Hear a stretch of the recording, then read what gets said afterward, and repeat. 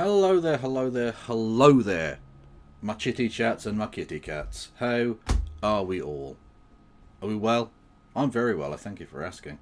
Um, yes, I'll be honest with you, I haven't been following all of the news all day. I might have been watching cricket and it might have been fucking mental and amazing and cool. So, like, I'm just saying that. I'm just saying that as someone. Apparently, my neighbour's taking up playing the Vuvuzela or something. Fucking noisy cunt. Anyway, yes. So I mean, it was mental and amazing, and England and Wales technically chased down something like the fourth largest total ever in Test match history, which is pretty mental and awesome, but also mental. So there's the Volvazela. That's a different thing. Goal, that is also a different thing. It was like 400, right? It was 371 to be precise. Was what was needed. Yeah, which is mental. So it was a terrible decision to put India into bat, but India still lost, which is weird. Anyway, no, literally not a single person is coming here for my cricket chat. Except maybe No Justice at some point, because we are the only people that watch either of our shows that like cricket. So, yeah, there's that.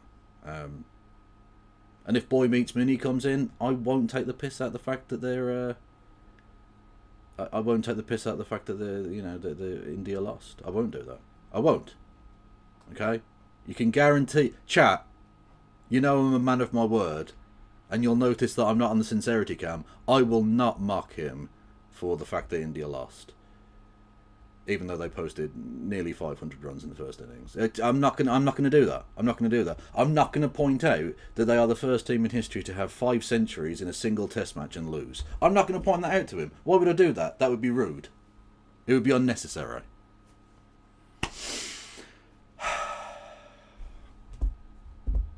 But everyone go and follow Boy Meets Money. And also go and follow, who was in earlier? Somebody who was in earlier. Some random geek. There you go. Yeah. And Lord Free2s, although I don't think they stream. But you can go and follow them if you wanted to. Yeah. What is your one sport, Atomic Power? And if you say Quidditch, I'm going to fucking do nothing, because that's irrelevant. But I am going to be annoyed about that. Annoyingly, I'm back in my hometown, which is also one of the hottest cities in the country, and my dad is being very annoying with the AC. You should stab him. I'm joking. You shouldn't do that. Football! Fair enough. So we're clipping that and sending it to Boy Meets Mini, right? Well, you can do if you wish. You can. Snooker, yeah. Well, Jim, I'm also Snooker Loopy, not are we. Me and him and me. We'll show you what we can do with loads of balls and a snooker cue. Pop the reds, then screw back, and this is the important part, for the yellow, brown, blue, pink... yellow, green, brown, blue, pink and black. Snooker loopy nuts are we. We're all snooker loopy. To quote the greatest philosophy double act ever, Chas und Dave, if you gave them a slightly Germanic look for no reason. Why did you give me money there, Carl? That was totally undeserved. I appreciate it. Don't get me wrong. I don't wish to detract from it. But like, you have chosen a weird time to do that. Thank you. Thank you, Carl Brown, for gifting a membership. Which the noise hasn't even happened. Is it going to happen? The alert box is on, so I have no idea why that didn't happen. I live near a cricket ground. That's as close as I'll ever get to watching it. Do you live next to... Oh, shit. Because I sort of know where you live. So are you talking about Edgbaston? Is that the one you're talking about, Bunny in the Box? I think that's generic enough that I don't need to... I'm not... That's not really doxing, as such. That's quite a bit. Like, in terms of living near, That's anywhere from the city centre to King's Heath, basically, you know. Like, that's a big area. Yep, you live near... Yeah, fair enough. How close do I live? Not that far. I actually don't live desperately far from Bunny in the Box. Although I shan't be doxing myself. But I don't live desperately far from them. I used to, back when I was young and thin and beautiful and handsome, be able to cycle along the River Ray cycle route to Edgbaston. It was lovely. If I tried that now, I'd be dead halfway there. But, you know. Also, I don't live in the place I used to live, so that wouldn't really make sense. But I could still cycle the route. I'd have to, like, go back and... Anyway, it doesn't matter. Well, that's the thing. Part of the River Ray route goes along a canal. And by the way, when I say River Ray, in your head you're thinking of like a big river. It's not. It's a fucking trickle. It's ridiculous. You can actually see it. It goes literally past Edgbaston, and it's a trickle there as well. Like, I'll show you. Hang on a minute. So there's a cricket stadium in Birmingham called Edgbaston, which is where the next test is being held between England and India. And it is it's a lovely stadium. Hang on, can I get the river picture? And the River Ray runs right next to it. And it's been essentially canalised, as in it's been like concreted into its own like route. So it's not going to change course anytime fucking soon. And it runs right next to it. And even at peak times, it's about 2 feet deep. It's fucking ridiculous. Can I get a good picture of the river next to the stadium? I don't know if I can. Well, that's the stadium as it looked in 1980-something. 1982 to be specific. Well, that's no fucking use to me, you pricks.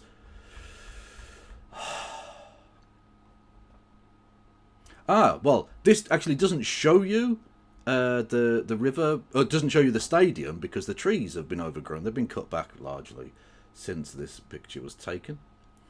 But this is the back of the Hollies stand. So the rowdy stand where the working class chavettes and myself sit, and that is the River Ray. And that's actually the River Ray about 2/3 of its maximum, to be honest with you. A heavy downpour, and that will widen by about 3 feet at most. Like, you could jump it. You could jump that river.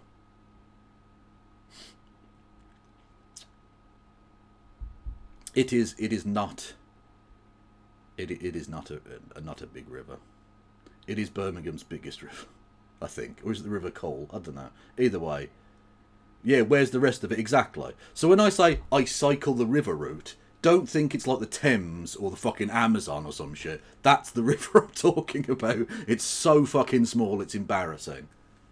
Because we live on high ground. So this is a tributary of a tributary of a tributary that then goes into the River Severn, which itself isn't a particularly big fucking river by world standards. Anyway. Yeah.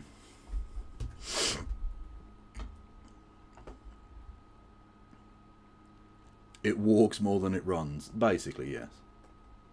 Anyway. Kev cycles. I used to. Again, back when I was young and thin and handsome and beautiful, I would cycle to the cricket stadium, get drunk, and then catch the bus home with my bicycle. Or I'd leave the bicycle there and then walk and get it in the morning, which would take a while. But it was a good hangover cure, I found, bizarrely. And you could cycle back and get some chips on the way home. Oh, what a weekend. Anyway. Canals are bigger than the actual river. Yeah, literally the canals are bigger than the river. Yeah. That's why Birmingham didn't become big until the canals arrived, because there was no way of getting anything from it. It was too hilly to be like a way to go. Like, people would go around it to avoid the big fucking hills and shit. And there was no river to transport anything. So until the canals connected up, Birmingham was just a small settlement on a hill. It's very silly. Anyway. I don't understand how life is sustainable in Birmingham. It's the cat-sized rat, so the only thing holding us together, in all honesty. We swim on a sea of unpicked up trash. Dad's laying chippy, let's fucking go. I mean, that technically isn't really on the River Ray route because the Ray route comes out behind. It's further up in Sturchley before it again joins the canal. So you'd have to detour off the route technically to get to Dadline, Chippy. But yeah, anyway, let us not get too far into Birmingham history because again, as with cricket, nobody comes here for that shit. No one gives a fuck about that. How are the cat rats? They are feasting heavily because that strike is still happening and will never stop. The year will be 2255 and we won't understand why the trash mountain that is Birmingham is like that. It's just always been that way as long as anyone can remember.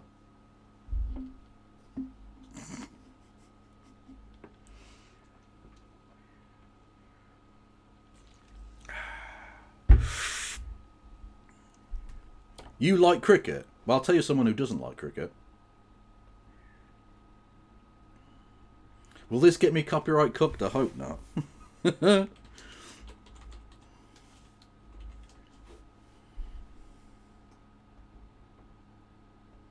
It's only 48 seconds. Surely this won't get me copyright done.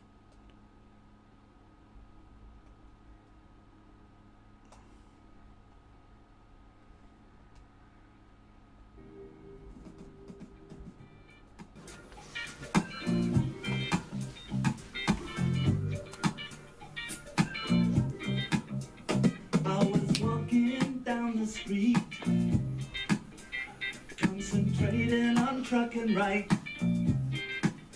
I heard a dark voice beside of me, and I looked round in a state of fright. I saw four faces, one mad, a brother from the gutter. He looked me up and down and bit into to each other. I say I don't like cricket, and that's why I don't like cricket. Fuck yes. For those who don't know that song, the line is, "I don't like cricket, I love it." So it's a kind of, it takes you one way, and then boom, the reveal is the opposite of what you thought it was initially going to be.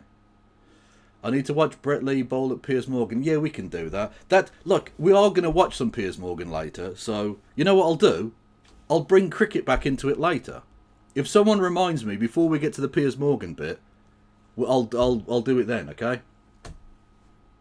Because I like to look. World War III and the beginnings of it have taught me one thing, which is I prefer to engage with serious topics through slop. This is why I will never be. This is why I will never be like. Stop it. Get some help. Like the turn left chappy chaps and chapettes and chaplings. Why I'm not like No Justice MTG. Because they can do serious content, right? They can do serious like, let's read through this article and analyse it and blah blah blah. Whereas I can do the same analytic job. I can still give those opinions. I can still give my analysis. But I prefer to do it while watching dickheads scream at each other on Piers Morgan's show. That's what I prefer to do. Okay? That's just the way, that's just who I am. That's the way I be. And that's never going to change. So, like, you know, there's that. NJ is cool as a cat. True. I don't know when she's back, but she's currently in an undisclosed location. Anyway, if you enjoy my material, if you enjoy me watching slop and giving you analysis of the world around us through the gaze of slop, you can hit the follow button on twitch.tv/KFLogan1875. You can subscribe, as indeed Phil Decker did. Thank you, my friend, who says, "Evening, fellow perverts." Evening indeed, Doctor. You can subscribe with Amazon Prime. If you've got Amazon Prime, you can link that to your Twitch account for fuck all. And then you get one free subscription every month when you can give me $5 of Jeff Bezos' undeserved wealth for free, which is cool. And one by one we can impoverish him. But I will warn you, I will build a cock rocket as well. So, like, if I get as rich as him by stealing all of his money through twitch.tv/KFLogan1875, I will also just build a big cock rocket. It's what every man wants to do. And anyone who says otherwise is fucking lying. So...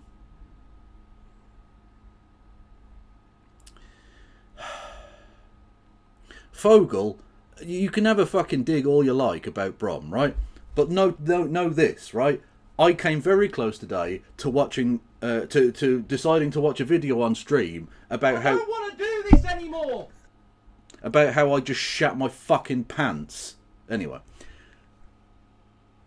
About how Austria, it wasn't really the victim in World War II, and they've got a victim campaign. It's a video that I'm going to watch off stream, and if it's very good, I might watch it on stream. I don't know, but we're not doing it tonight. But know that, okay? Know it.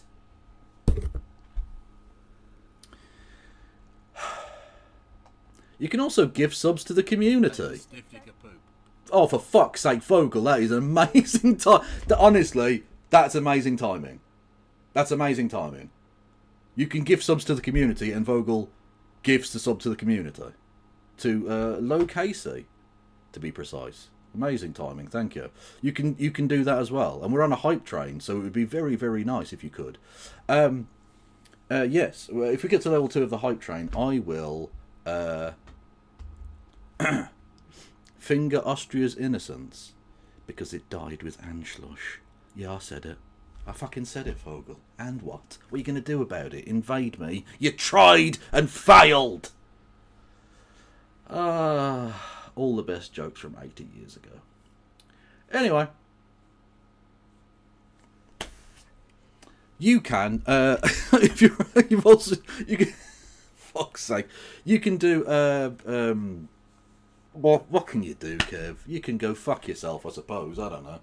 You can, do super chats via the Streamlabs link below. $2 or more get you a text to speech. You can do bits messages. 200 bitty bits or more get you a text to speech. You can help me out on Patreon and or PayPal, either monthly or individually or whatever. You know the deal. You can check out the Discord.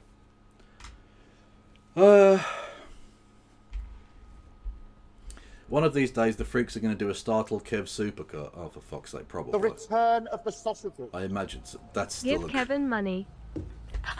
Thank you. Thank you over the story with 1066 biddy bits. But that's fine, because that was France that invaded, and that's different. France is a respectable country to be invaded by. Oh, can we go back to talking about the River Ray, please? I think that has to. I think that would be better.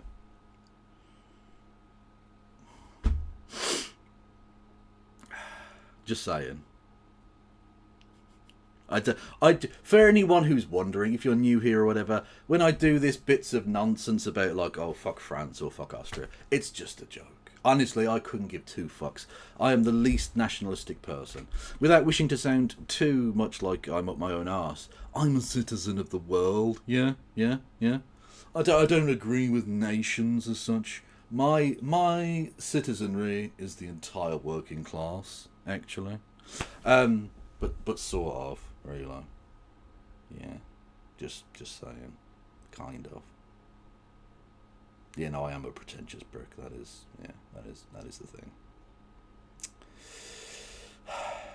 You can check out the Discord. I've got YouTube, Blue Sky, TikTok, Instagram, and Threads. You doing a super Tansky, you can fuck well off with that bollocks. Anyway.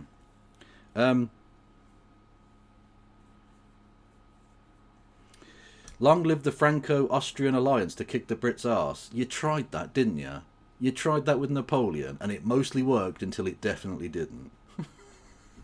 It mostly worked extraordinarily well until it very, very definitely did not. Like, statistically speaking, he won a lot of battles, but at the end, not so much. When you die on an island on your own, you know. Phantom of Black says $5 a month for. I think it's $5 a month for that. Yeah, I don't know. Why are you asking me a thing about $5 a month? What are you talking about? I don't know. Anyway,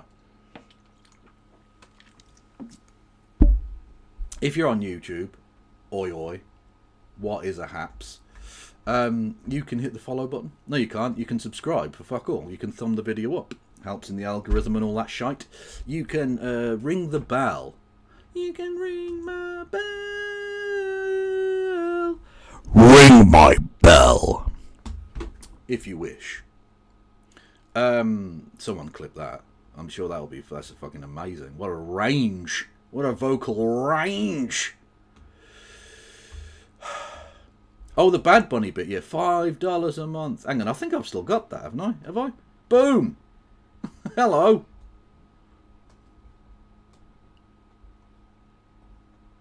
$5. It's $5, mate. $5 a month. $5. It's $5 a month, really. Stop it. Get some help. I really ought to. For reals is. Anyway, yeah, you can do that. You can ring the bell to get notifications and blah blah blah blah blah. You can become a member for 99p. You can gift memberships at that exact same price, and you can do super chats, which I will read out because I still can't be bothered with trying to work out how to get the text to speech to work for that. Helena is in Scunthorpe. Firstly, I don't think that's actually true. And secondly, why would you tell everybody that was the case if that were indeed the case? I don't want to do this anymore! Quite so. I actually saw that pop up before the noise, so I wasn't scared this time.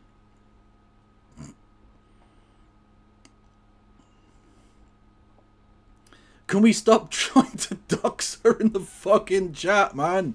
Stop it. No, she doesn't know Marjorie Taylor Greene. God damn it. Thank you, Tessu, with the donation. Slop Analysis Fund. Thank you very much. And thank you, Seamstress Dragon, who says, so glad to relax to you, Kev, as I had a nasty fall at work the other day and almost broke my jaw. Holy shit. Smiling and laughing through the pain and bruises. Well, hopefully that isn't painful for you, that you're laughing, because your jaw must hurt. Although not as... Oh, my God. It reminds me of the time with my dad. Right. My father had prostate cancer a few years ago, before I started streaming. Couple of years before it started streaming. And he... actually, no, about 5 years. Anyway, just don't get distracted, Kev. Right. And... I don't know if you know this. This is the operation for prostate cancer is not that they stick a finger up your arse or anything like that. Although that would be the most direct route. But unfortunately, you can't really get like scalpels and stuff into an anus, or at least not safely. And so they have to essentially slice your front open, peel you apart, move your guts out of the way, and access it from that front. It's very grim. It's an enormously invasive piece of surgery. But and then they take a bit from inside your cheek and cut out the cancerous bit and replace the cheek bit because it has to be part of your own flesh. Otherwise your body will reject it. And then you're in a worse situation. Anyway, and then they put you back together, right? Understandably, that leaves your body in a pretty rough state. Even when they sew you up nicely and all the rest of it. And actually his scarring is very, very light. Right? Like, unless you really look for it, you can't really tell, but it's a kind of U-shape across his the lower part of his kind of torso, kind of the lower stomach up towards the nips, but not that far up. Anyway, so when he went through this process, and we went to visit him in hospital, and naturally, my dad being a knob, an absolute knobhead, when he started talking about his balls, right? He said his balls were like swollen or something. And we were like, okay, yeah, fine, right. And we were all stood there. There was me, there was my brother, technically my dad's brother, who's now dead, unfortunately. Anyway, and we were, stood there chatting away with him, as you do, next to his hospital bed. And he went, what do you reckon about this, lads? And whipped the kind of sheet back. And he was totally naked, right? Didn't even have a pair of socks on or anything, which would be weird if he did, but anyway. And what do you reckon to that? Do they look swollen? And I'll be honest with you, I couldn't tell where his bollocks were. I couldn't tell. Look, from his tits down to virtually his knees was just like, it looked like if you squeeze a beetroot too hard, or if you punch a plum, that kind of like weird bruising red kind of bloody thing. And it was basically that, the entire. And I just thought, I can't tell where his fucking testicles are here. What am I looking at? This is like something from a fucking dystopian painting or something. I can't tell which bit of you is the. You don't even look human at this point. And the look of shock and disgust on all of our faces, and he obviously got the perfect panorama of it. He was cackling his bollocks off. Also, it was a mixture of cackling his balls off, right? He loved it. It was the funniest thing in the world to him. And then going, ah, because he was laughing, which tensed the stomach muscles, which then sort of pulled at the stitches in his stomach, the recently applied stitches in his stomach. So yeah, he thought it was the funniest thing in the world. He said, and I quote, what was it? He said, what was it? All of the pain that I had to go through for that was worth it to see you dickheads look like that. Oh, he loved it. He thought it was fucking wonderful. He also then took a great deal of pleasure. After it came out, you have to be on a catheter, which basically means they shove a tube up your cock, and then the piss just goes into a bag, which is tied to the inside of your leg. Because you can't piss properly for a long time. It was about fucking 18 months he was on that. It was mental. I saw with the Birmingham City won the League Cup, which is like the third most important trophy in the country. Yeah. One of the major trophies, though, so it counts. And he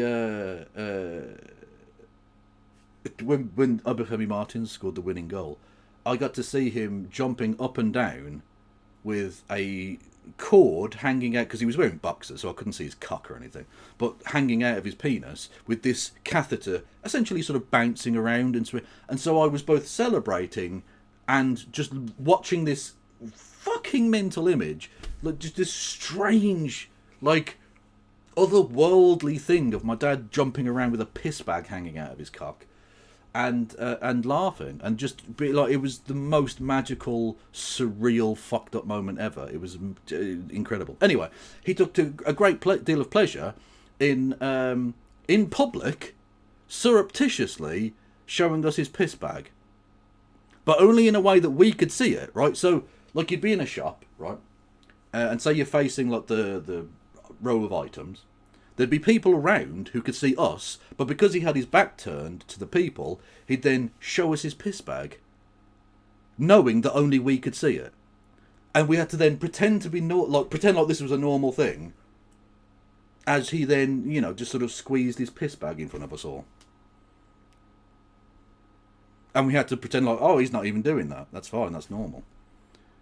Otherwise, the other people would realise or whatever. So and he found that the funniest thing in the world. He fucking loved it, the cunt. Unbelievable. So, to put it mildly, he took advantage of the situation. Okay?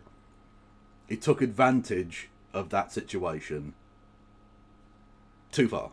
Too far.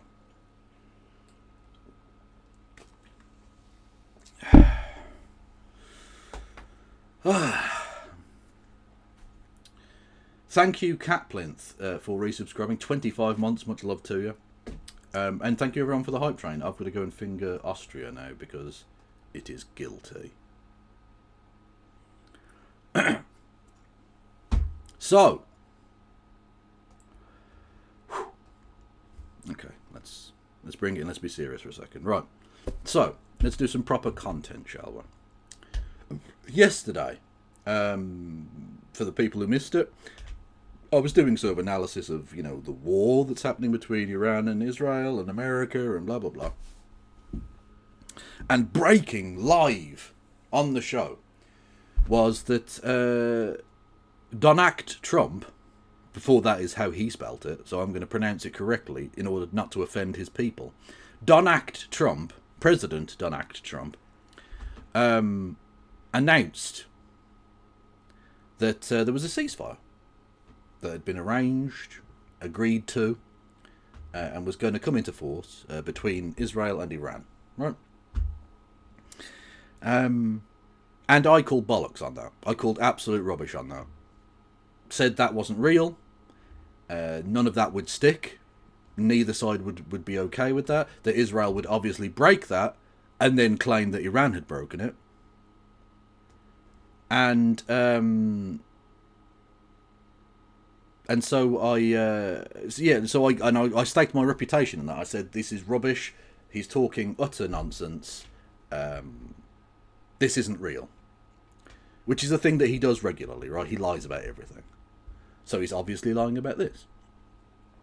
And I'm going to have to, I think, eat some humble pie, chat. Because I was wrong. Clearly.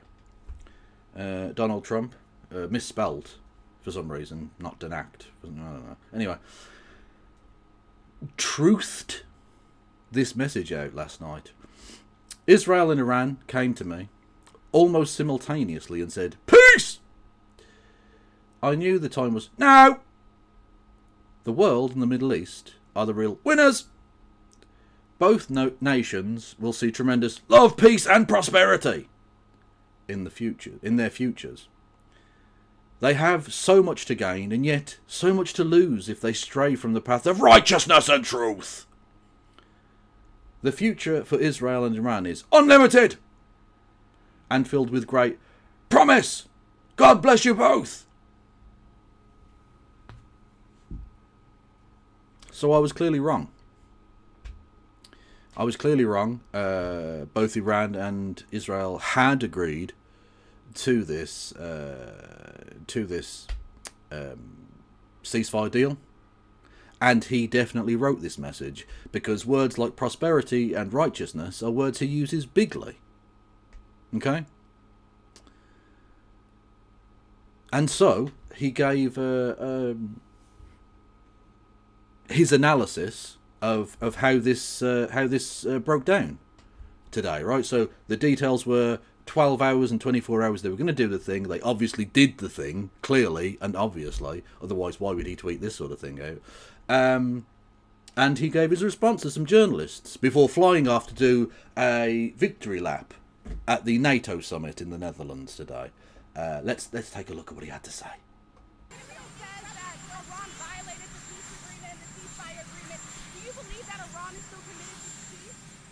Yeah, I do. They violated it, but Israel violated it too. Are you questioning if Israel is committed? Israel, as soon as we made the deal, they came out and they dropped a load of bombs, the likes of which I've never seen before. The biggest load that we've seen. The biggest load we've seen. The biggest load we've seen. So not going well then, Donald. Turns out you were full of shit. Turns out there wasn't really a fucking negotiation. There wasn't any ceasefire deal, and both sides have broken it.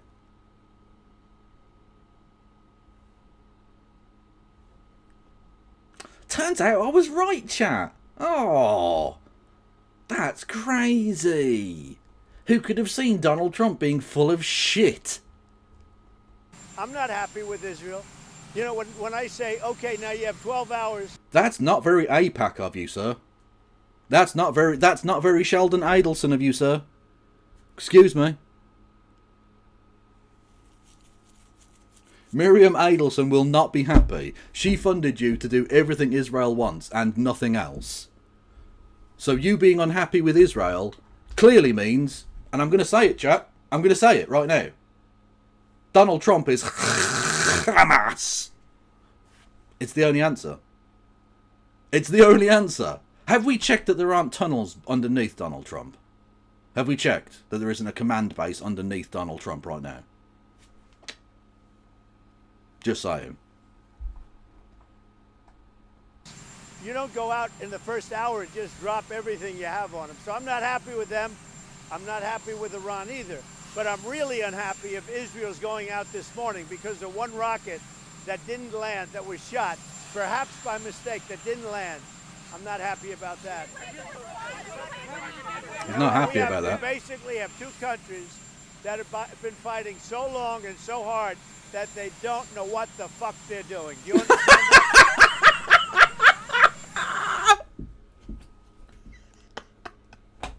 And a meme was born.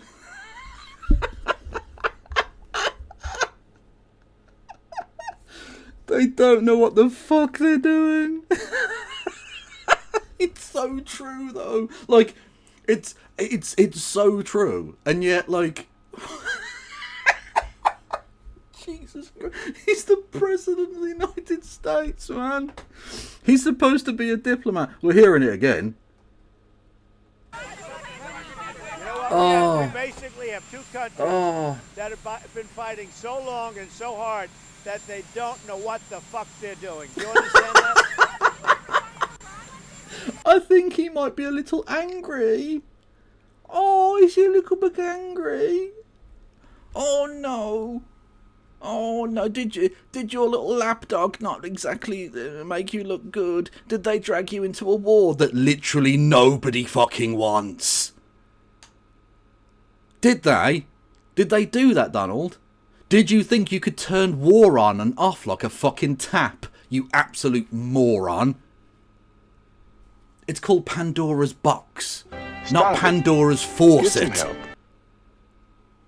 Once you open that shit, you're not in control of the situation anymore. Like, you're not in control then. Once people have had bombs dropped on them by countries that they don't like in the fucking first place, you can't then just go, oh, well, let's cut a deal. There's no deal to be cut. There's no fucking deal here.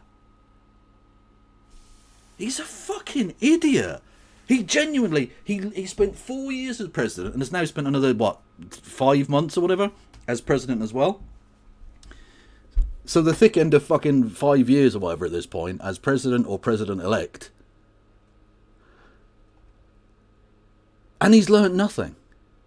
He's learned not a thing about either the way the government functions or is supposed to function, or that nations don't operate as entirely rational actors. Or at least not rational in some, like, capitalist sense.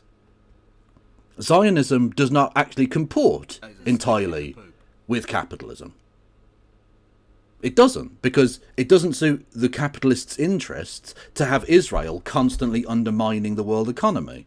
It definitely doesn't suit capitalism's interests to have the Straits of Hormuz shut down and the world energy system fucking collapsing. It doesn't suit the capitalists that the Iranians are potentially going to do that, because, I mean, it's self-defense. They're literally fucking allowed to, and realistically you can't completely stop them. You might be able to hurt them, but they're going to be able to fuck you. Like, motherfucker, they're not going to act in some rational way where you can cut a deal. This is now, like, for a person who enrages racism and nationalism and xenophobia, you think he would understand anything about those concepts and what powers them. The people of Iran are not in the fucking mood to cut a deal with Israel.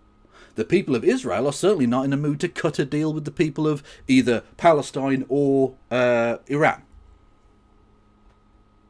So you have to force them to. And if the best you've got is begging China to help you out with the Straits of Hormuz with Iran,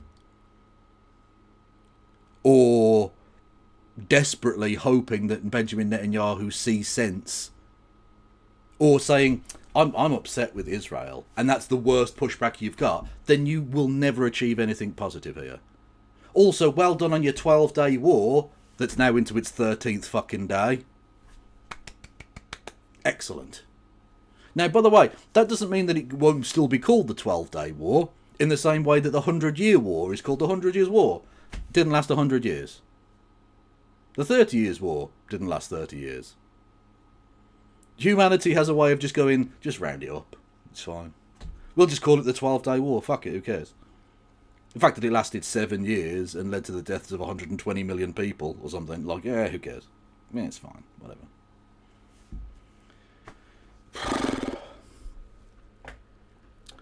So yeah, so not going well, Don. Not going well at all. And now he's out here begging Israel not to, or sort of begging, sort of threatening Israel. All caps, so I won't shout it, but you can imagine that. Israel, do not drop those bombs. If you do, it's a major violation. Bring your pilots home now. Donald J. Trump, President of the United States.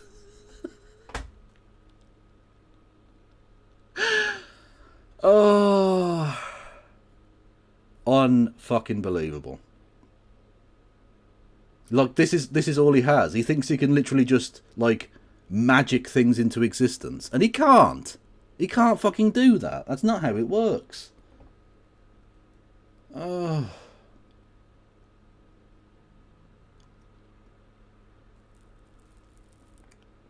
How have the civility discourse shitlibs been dealing with this? Well, as you can tell, they're more annoyed at his swearing than at his like, you know, warmongering and blatant disregard for international law and his support of genocide. Yeah. By the way, Mad Mart, I will be covering the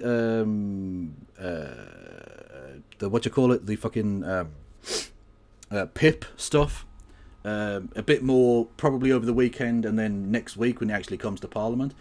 For those who don't know, the British government are going to try, at least for the time being, to force through their bill to, like, eviscerate the disabled in this country. And a lot of Labour MPs are not having it. And so they might have to rely on Tory votes, although the Tories might not vote for it, and we don't know. And it's a whole mess, which I will cover, assuming that humanity makes it to next week.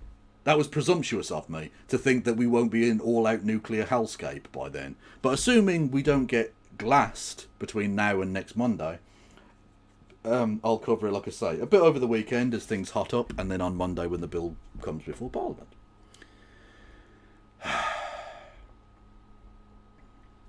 Anyway, so there's that. Forcing it through whilst there's a war on. Well, they're going to try, but I suspect they're going to fail. Yeah. Anyway, this melter.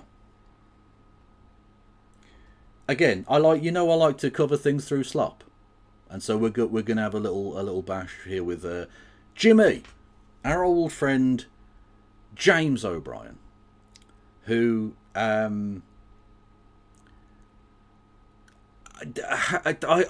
had to watch this because I'll say, right, chat, you know I usually don't pre-watch stuff.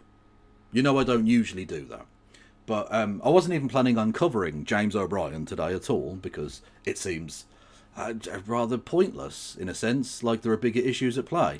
But I felt when I watched this off air, it was so infuriating that I felt I had to. It is a mixture of some of the only good shitlib reaction to this whole World War III 12-day war fucking shite, and some of the most wrong shit in the world. Because James O'Brien has to navigate a very, very thin path for himself through the forest here. On the one hand, he doesn't want to be pro-Israel or not too pro-Israel, shall we say, because they're clearly doing a genocide, and he's one of the Libya shitlibs rather than the more conservative Zionist shitlibs. And he knows they're full of shit, right? But also, he has to gently cradle the testicular sac of Sir Keith Starmer, KC, current Prime Minister, and work the shaft at the same time. So it's a difficult balancing act for our friend Jimmy here. And I'll just say this, he doesn't pull it off enormously well, and by it I don't mean Keir Starmer's penis.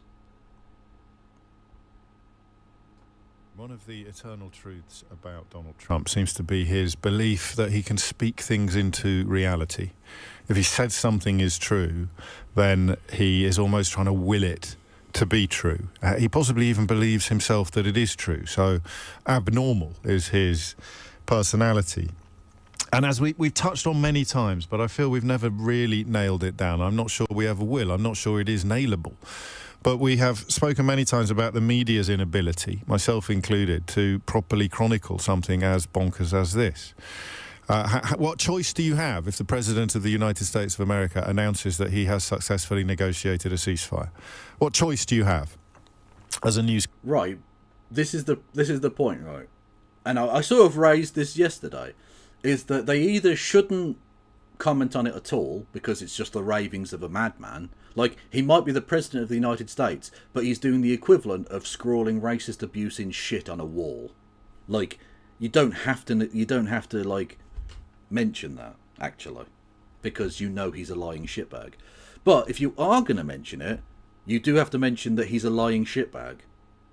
Like, it was so annoying. Even Al Jazeera were just taking him at his word yesterday. Oh, there's a ceasefire. There was never a fucking ceasefire. Trump just said there's a ceasefire and then hoped that the two sides would go, yeah, there's a ceasefire. And then when neither of them took any fucking notice of the so-called ceasefire that they'd both supposedly agreed to, Trump then comes out and drops not just real bombs, but F-bombs. You're mad that your made-up lie was exposed instantly, Trump. What a surprise. Welcome to a small slice of reality, you fucking Burke. Caster as a news editor, as a newspaper editor, as any sort of commentator or journalist. The President of the United States of America has announced a negotiated ceasefire between two parties that were previously launching missiles at each other so frequently that it sometimes appeared as if it was going out of fashion. What choice do you have? I mean, they've got a little bit better, but the furthest they go towards, yeah, well, I'll believe it when I see it, is saying Donald Trump says he has negotiated a ceasefire. But he's still... Right, but you do have to then go, but Donald Trump also says that he won the 2020 election, and that's not true. Like, you do have to, like, point that out. Because, like, for the same bullshit media that every single time they say... another 220 people were killed today in Gaza. Brackets, according to the Gaza, the Hamas-run health ministry. So when it comes to them saying Hamas are bullshitters, so take that into account, the media in Britain, very, very straightforward. They can understand that process, and they follow it through. But when it comes to the exact same thing with Donald Trump, who we know for a fact lies about fucking everything, they don't do that. They're very reticent to point out that the bullshitter is probably bullshitting again. Because he's a bullshitter. That's what they do. Alligator says he's definitely not going to chomp on that gazelle. Like, yeah, he's going to fucking chomp on the gazelle. Because that's all he does. He's an alligator. Donald Trump lies, alligators eat gazelles. Don't come at me with this, like, oh, technically the alligator and the gazelle live on different continents, or whatever, because I don't fucking care. You know the point I'm making? I have no idea if gazelles and the alligators have ever met. I'm not an expert in this matter. It still annoys me that the polar bear and the penguin have never met in the wild. That annoys me. I was sold a lie by Christmas cards. They live in the opposite ends of the fucking earth. The polar bears live way up in the north. The penguins are way down in the south. They don't meet. They've never met each other. They don't know about each other's existence. And I'll be honest with you, the polar bears have let themselves down. Because the penguins have won a trade war with Donald Trump. Whereas as far as I'm aware, the polar bears have not. Embarrassing.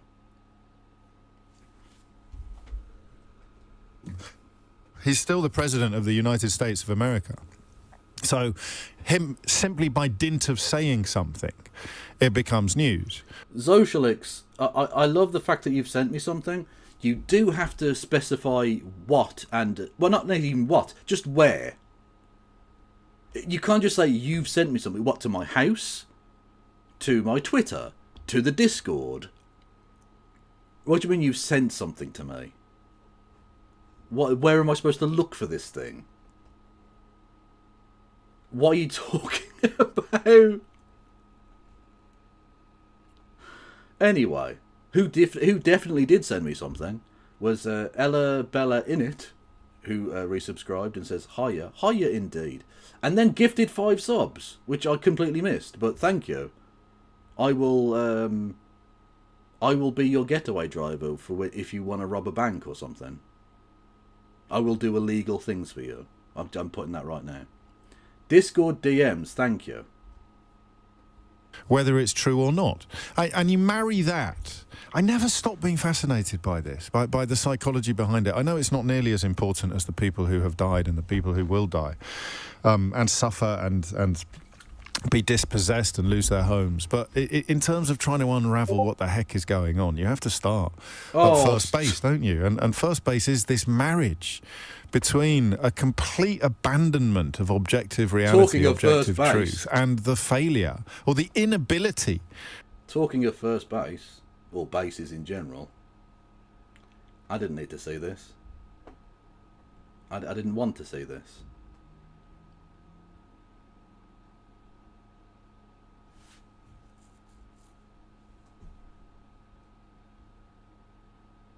Do you reckon they're natural? I can't imagine they are. Nothing else about him is natural. So, big unnatural milkers. Thank you. You can all thank for that madness. You can all thank Zoshalix in the YouTube chat, and send them messages of thanks. Of the traditional means of chronicling our shared reality to keep up with the madness. It's so simple. It's like sabotage or arson. It's not a sophisticated... Bilderberg, paper bag, and I'm game. True, but like he'd still be able to talk.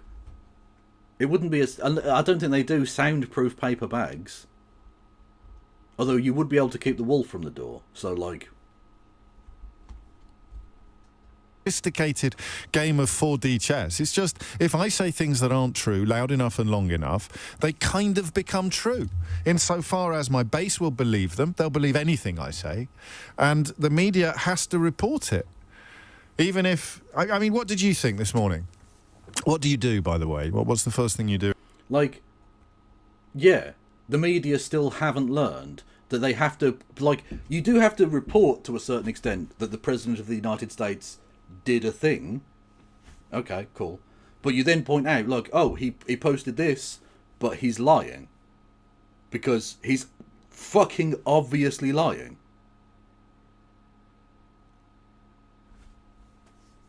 That's it.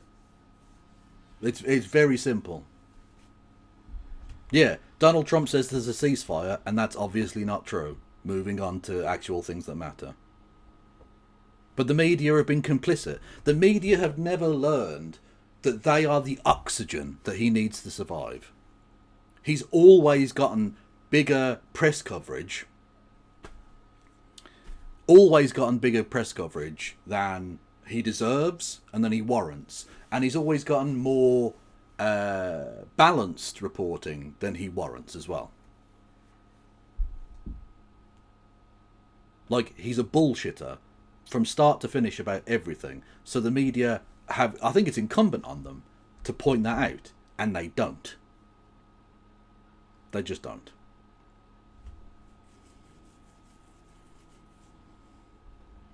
In terms of the news, I'm increasingly aware of people who are... Exactly like Farage. Exactly like Farage, yes. Tess, that's yeah, exactly. It's a great point, great analogy. Moving away from the news, I'm increasingly aware of people who are limiting their diet, leavening their diet of information, and I do actually understand why. I know to endorse the idea would make me a turkey voting for Christmas, but if you're still in the business of checking up on what is going on in the world, then what do you do first? So I've got on my phone, I've got the BBC, the New York Times, In fact, I'll tell you. I'll double check. I've got the LBC app, the BBC app, the Apple, what's it called? Aggregator, the one that gives you glimpses of everything. I've got the Financial Times, the New York Times, and the Times. So, particularly with the Apple aggregator, you get a little. You get a little bit of everything there. So I get the Guardian, the Telegraph, the Standard, Sky News, the Manchester Evening News at the top of my feed. So I look at that, and more or less identical headlines, which is quite rare these days. More or less identical headlines saying, essentially, ceasefire agreed. And what's your first thought? Your first thought, I hope, is I hope so. Right, but again, you're essentially ignoring, because you're a fucking hack yourself, the fact that the media has abrogated its duty to tell the truth to its readers or to its listeners. That's the problem here, right? If they've all gone with ceasefire agreed, when obviously ceasefire not agreed, and ceasefire consistently broken, that they're lying to their audience. They are letting their audience down by not actually informing them of reality, but rather being a stenographer for a known bullshitter. James. Your first thought is, we don't want carnage. Your second thought is, I don't think this fits the facts as they are available. You know, I don't think that Benjamin Netanyahu is likely to abide by the terms of any ceasefire any more than he is to abide by, or was to abide by, the terms of the last ceasefire that he breached with regard to Gaza. Iran don't look to me like an administration that's ready to roll over and look a little bit pliant in the face of American importuning. Yep. And of course the difficulty of getting a clear line on anything couldn't be more obvious this morning when I tell you that Iran says, I beg your pardon, Israel says Iran has violated the ceasefire already, and Iran says, oh no, we haven't. What does Donald Trump say in that space? Getting ready. Hang on, I'll show you what he says in that space. I'll show you right now, James. It's very good that you've not fuck off, Grok, you cunt. Get out of my fucking face. I'll tell you what he fucking says. Out this morning because of one rocket, two countries that have been fighting so long and so hard that they don't know what the fuck they're doing. Do you understand that? That's what he says. That's exactly what he said. I need to keep that open, don't I? Because we'll be going back to it. Ready to do a lap of honour at The Hague today at the NATO meeting. But what does he do now? Israel say that the ceasefire has been breached, lasted a matter of hours. Iran says it wasn't us. Benjamin Netanyahu, as we have established in the past and very recently, needs war. It's the only thing, essentially, that's going to keep him out of jail. So who do you believe? Who the heck do you believe? See, now this is... now, time out. Having said that James O'Brien doesn't want to appear like too much of a Zionist, because essentially he's not. But what he is the thin end of the liberal Zionist wedge. Now, again, I'm not saying he is himself a Zionist, because I don't think he is for a second. I think he's actually been one of the better mainstream news people in terms of pointing out the bullshit of Benjamin Netanyahu and his government being shit, and the fact he's one of the very few that ever mentions that they have nuclear weapons. He's one of the very few that will point out that that Benjamin Netanyahu has been saying that Iran was going to have nuclear weapons for the last fucking 30 years or whatever, right? But the problem that we have with James is, like I say, being at the thin end of the kind of Zionist Hasbro wedge here, is that he puts it all on Benjamin Netanyahu. It's actually, unfortunately, a thing that Bernie Sanders also does, which is rather unfortunate. Putting it all on Benjamin Netanyahu and saying, oh, it's just Benjamin Netanyahu that's the problem. Now, I've pointed out that Benjamin Netanyahu's motivation here is to stay out of jail. But he's also a Zionist, a massive murderous, genocidal Zionist piece of shit. But you can't just say Benjamin Netanyahu bad, because he'll point out the theocratic regime in Iran. He'll point out the plethora of, like, American arseholes in the system. But when it comes to Israel, his criticism is Benjamin Netanyahu is bad, not his entire government is filled with the worst people imaginable, and that Israeli society vastly supports the evil that's been going on in Gaza, and the evil they're portraying now in Iran. That's the thing. It isn't just Benjamin Netanyahu. It's Israeli society. It's the IDF. It's his entire cabinet being evil bastards who have been... to the point where they're so bad that even the British government has put sanctions on a couple of its members. And that 2 of them are literally wanted by the International Criminal Court. Ironically, in The Hague, where they're all going right now to do NATO shit. Unfortunately, they're not going to be staying there to face the trial that they should face for their, complicity in crimes. But they are going to The Hague, so there's that. Which makes sense. It's the seat of government for the Netherlands, so, there's that.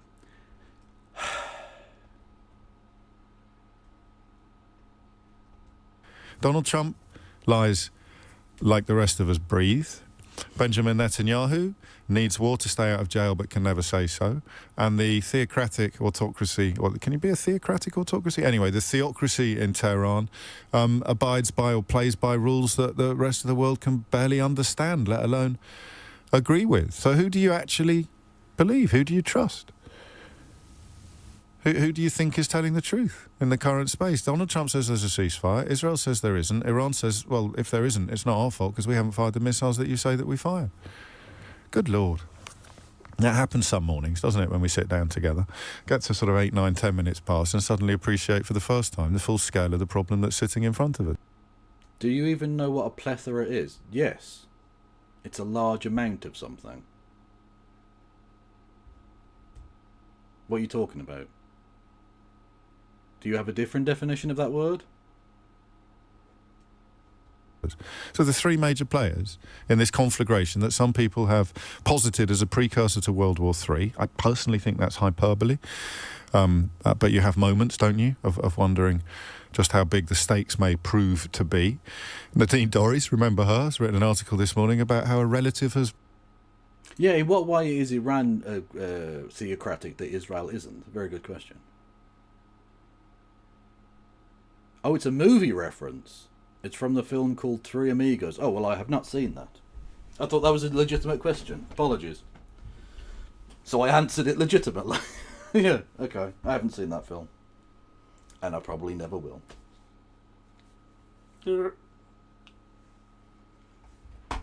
Well, Jabrick. I would argue that it's not just possible that they're all liars. I would guarantee that they are all lying. Built a nuclear bunker that she intends to climb into in the event of a 4-minute warning being sounded. And she gets paid... Imagine surviving the nuclear holocaust to fucking find out that Nadine Dorries also survived. You'd be like, oh, for fuck's sake. Can they drop one more, please, just so I don't have to live anymore?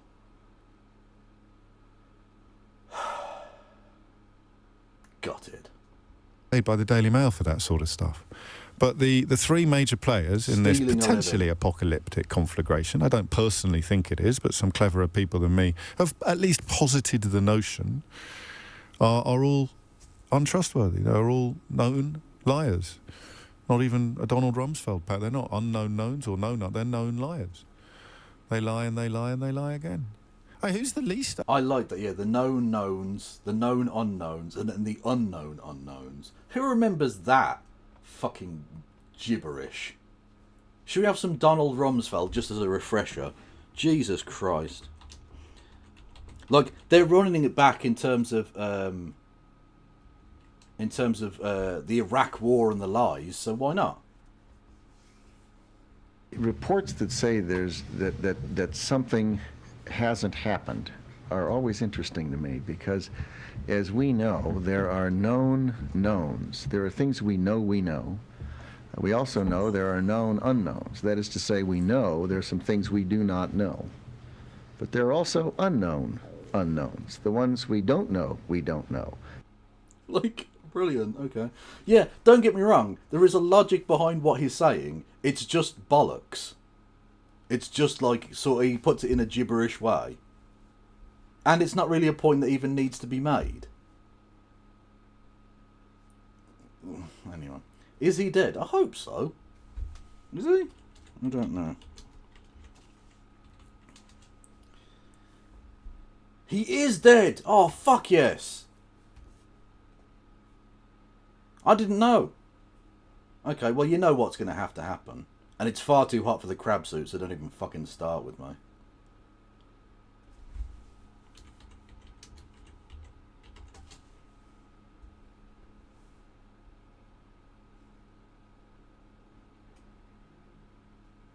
Oh, come on, don't fuck around.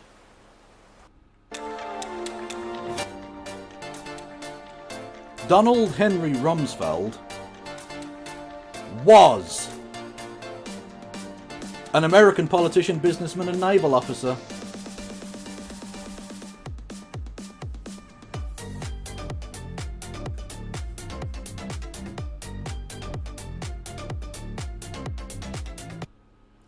He died in 2021, aged 88, appropriately enough, I suppose. What a wanker.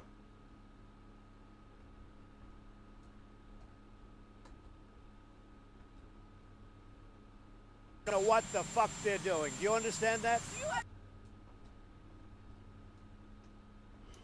There are the things we do know a fuck about.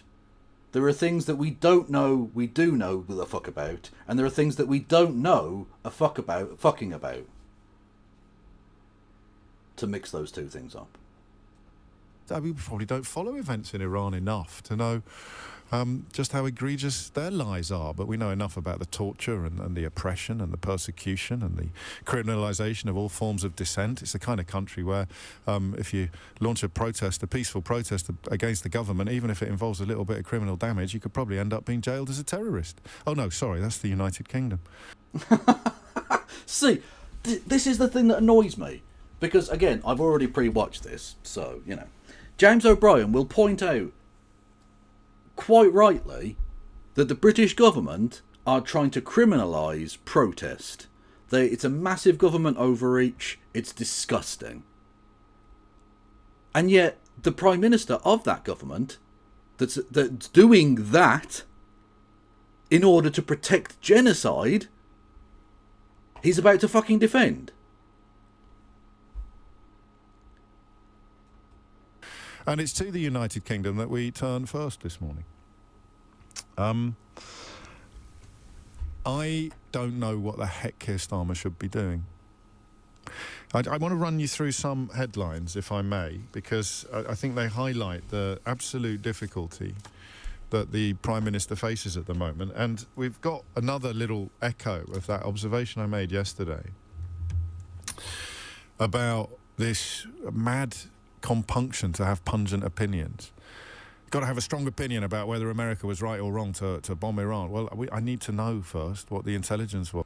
Okay, James, you are not a person to talk about the footballification of politics, so don't even fucking start that shit. And secondly, I don't think it's out of the question to ask that the Prime Minister has an opinion on these things. Because, like, he has to have an opinion. He has to have a fucking policy to address this in some way. Like, even if he can't solve the problem, which obviously he can't, is Keir Starmer. The last problem he solved was tying his own shoelaces, probably, and that's about it, right? He's shit. We know that. But I don't think it's out of the question that he has an opinion on this and has, therefore, a public policy position, right? What the fuck? You think I'm asking too much for the Prime Minister to, like, come down on one side of a situation? Really? His opinion is the US State Department. Yeah, well, of course, we know that. Yeah. We don't have an independent foreign policy. That's been obvious for many decades, unfortunately. Because without intelligence, they're almost certainly in breach of international law.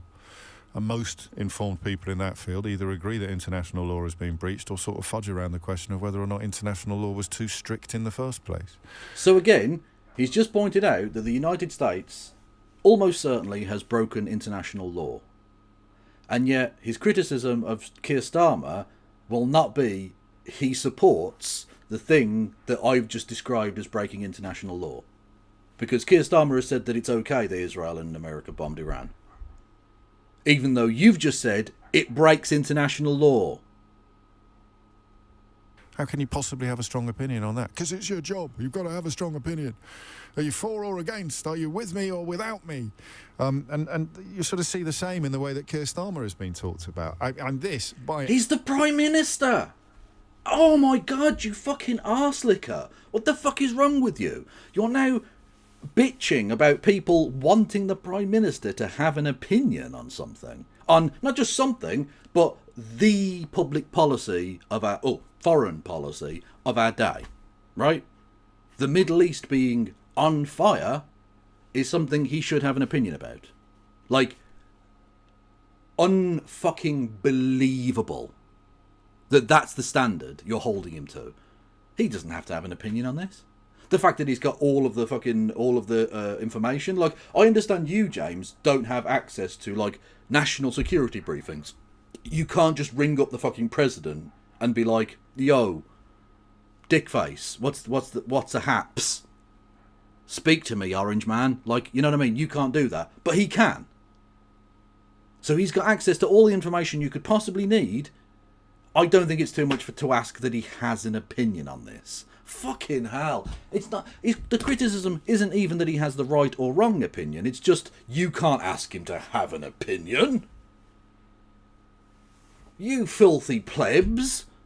Daring to ask the righteous leader, the glorious leader of our nation, Sir Keith of Starmer, to have an opinion.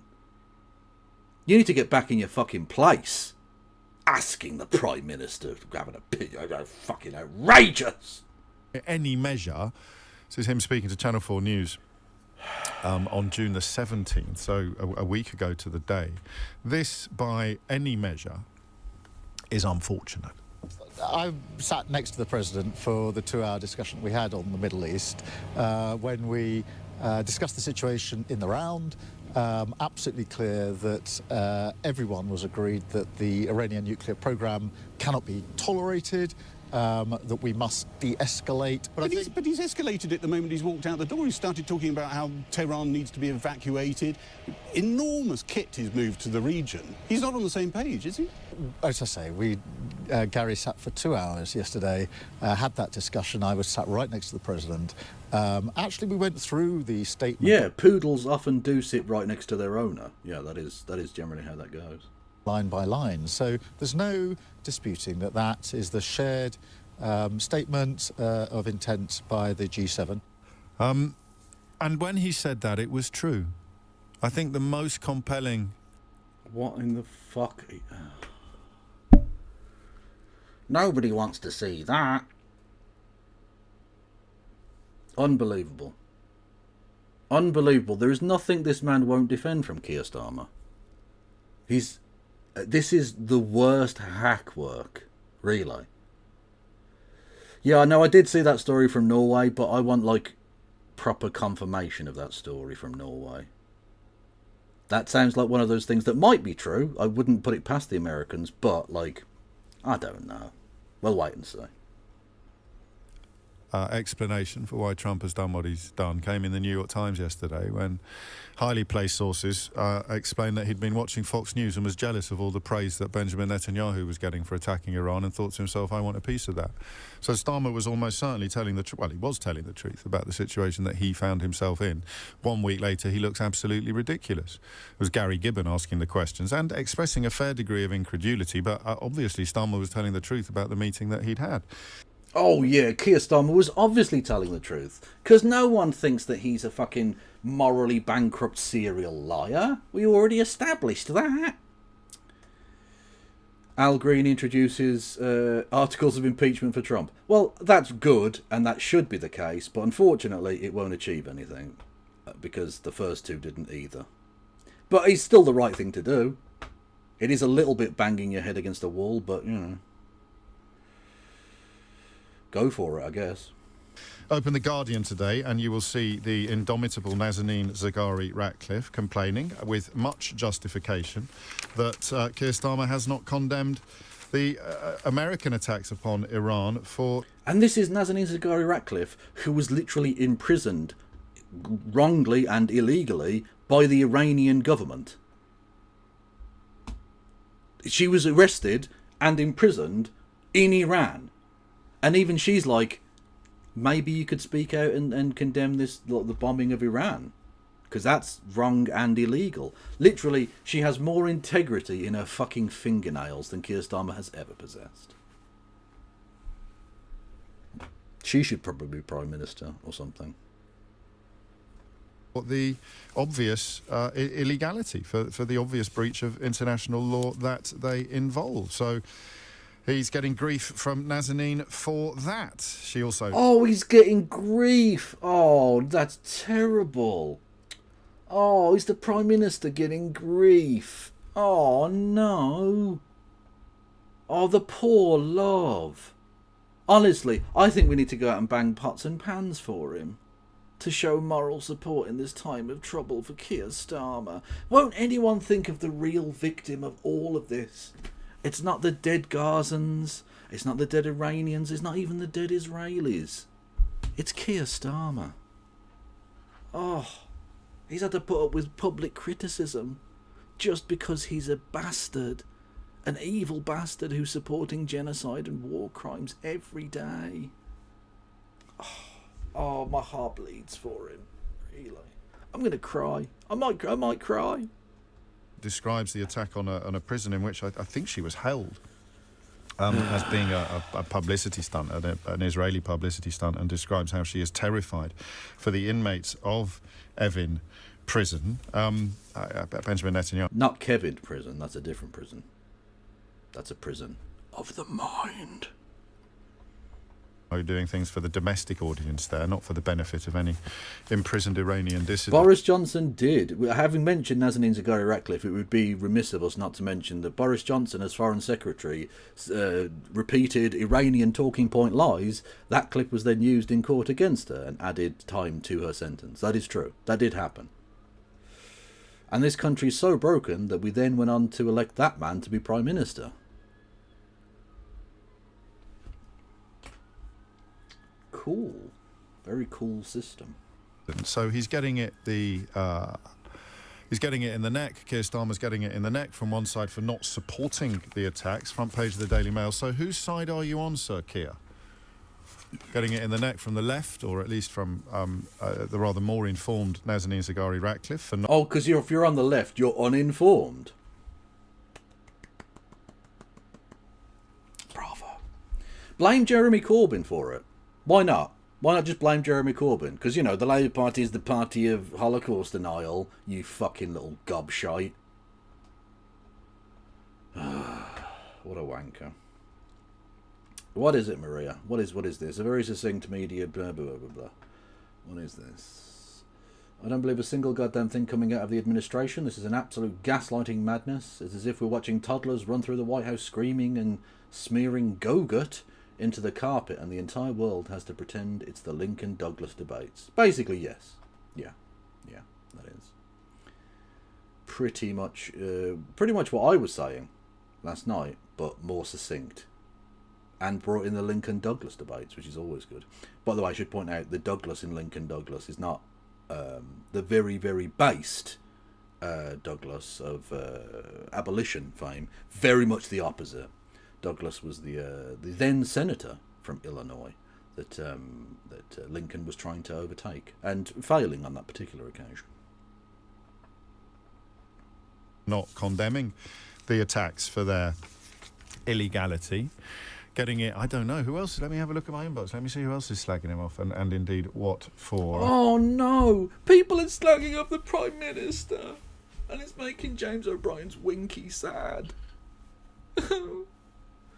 I'm sorry, I think we're going to have to get, like, some sort of scientific advancement to find a sub-particle violin for me to play. Because the violins that are currently available are still too big. We need to find some sort of a quark-sized violin, perhaps, to play. I may find something in a moment, but what do you mean, whose side are you on, Sir Keir? You're on the side of international law, surely. He is, after all, a lawyer. And international law appears to have been breached, but he can't say that. What do you mean he can't fucking say that? What do you possibly mean you can't say that? Fucking, the leader of France said it. Fucking Macron. Little fucking prick-faced Macron. That little wanker. Even he came out and said it. Even he came out and said there was no legal basis for America striking Iran. He fucking said it. And he's going to go to the Netherlands and face off against him. But our little lapdog, he can't be expected. He's just a lawyer who knows a lot about international law and has been consistently supporting the breaking of international law. And indeed has been breaking international law himself, for at least for the last 18 months. Well, actually, no, he hasn't been Prime Minister for that long. But ever since he became Prime Minister, he's been doing that. Jesus fucking Christ, man. Like, I don't... The fact that he's a lawyer makes it worse. Because he's been doing the war crimes and won't even say, oh, yeah, that's a war crime. Even though he knows it is. Because he's been trained in this shit.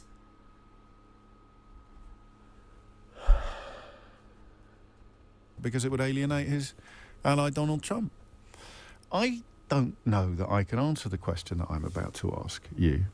Never ask a question that you don't already know the answer to, James. But I'm going to ask it anyway.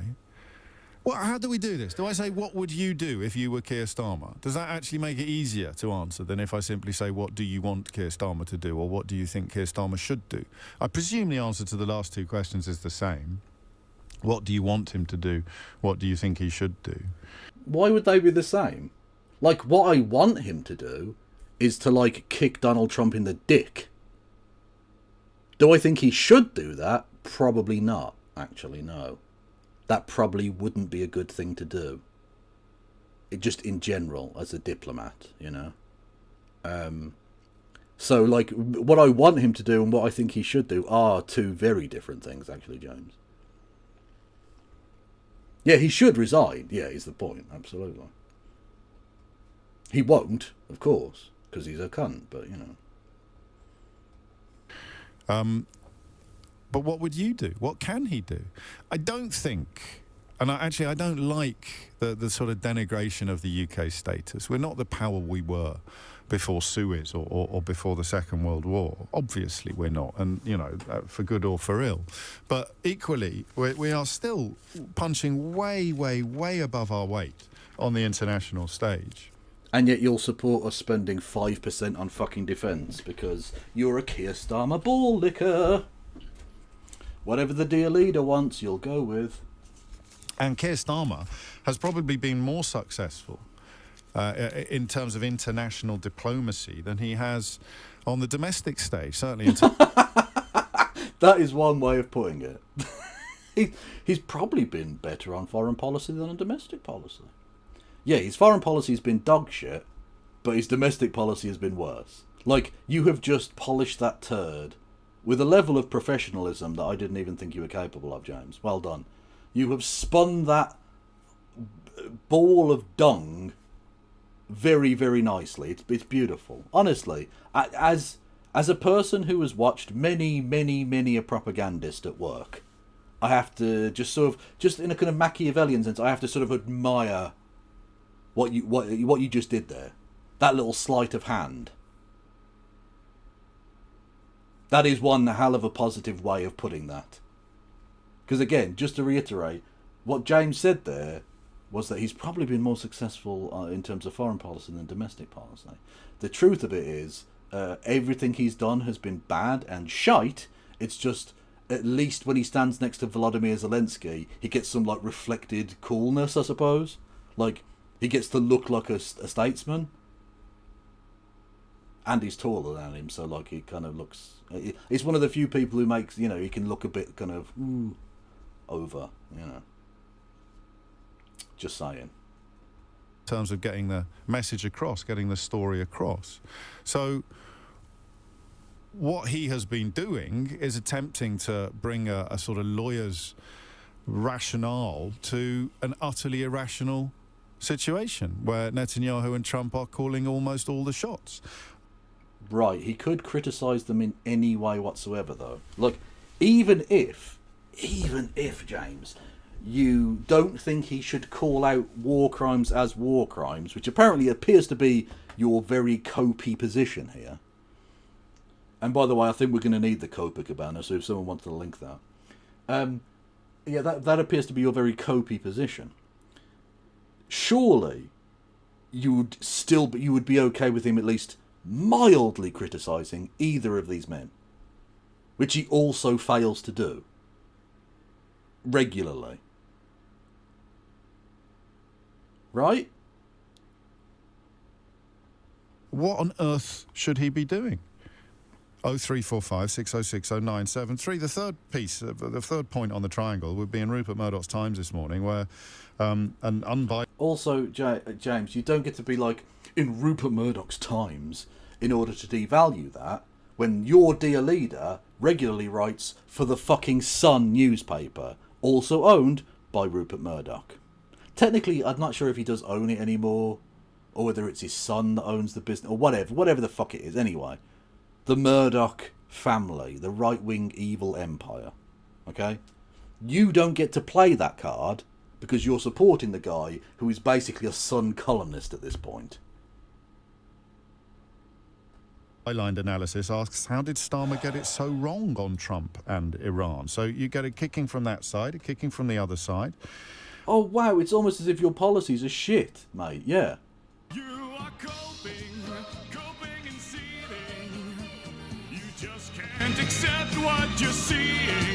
Yes, you're coping and seething. The truth it is scalding, and now you are molding and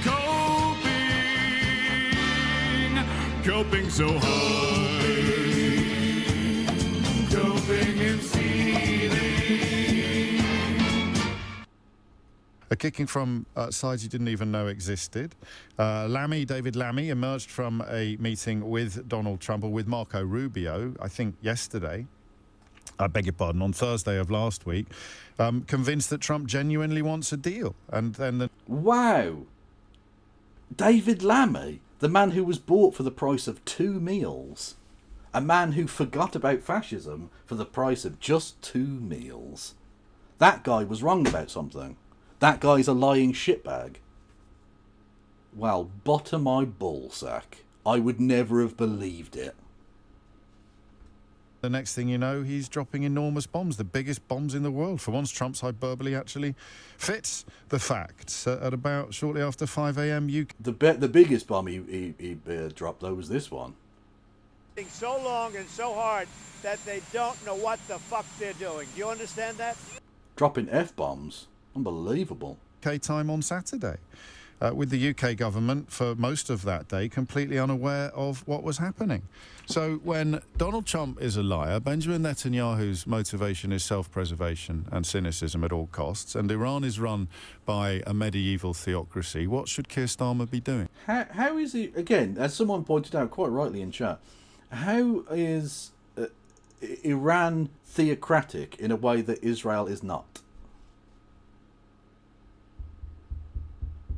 Rather F-bombs and H-bombs. That is true. Yeah, no, I don't mind the F-bombs by comparison, but come on. Come on.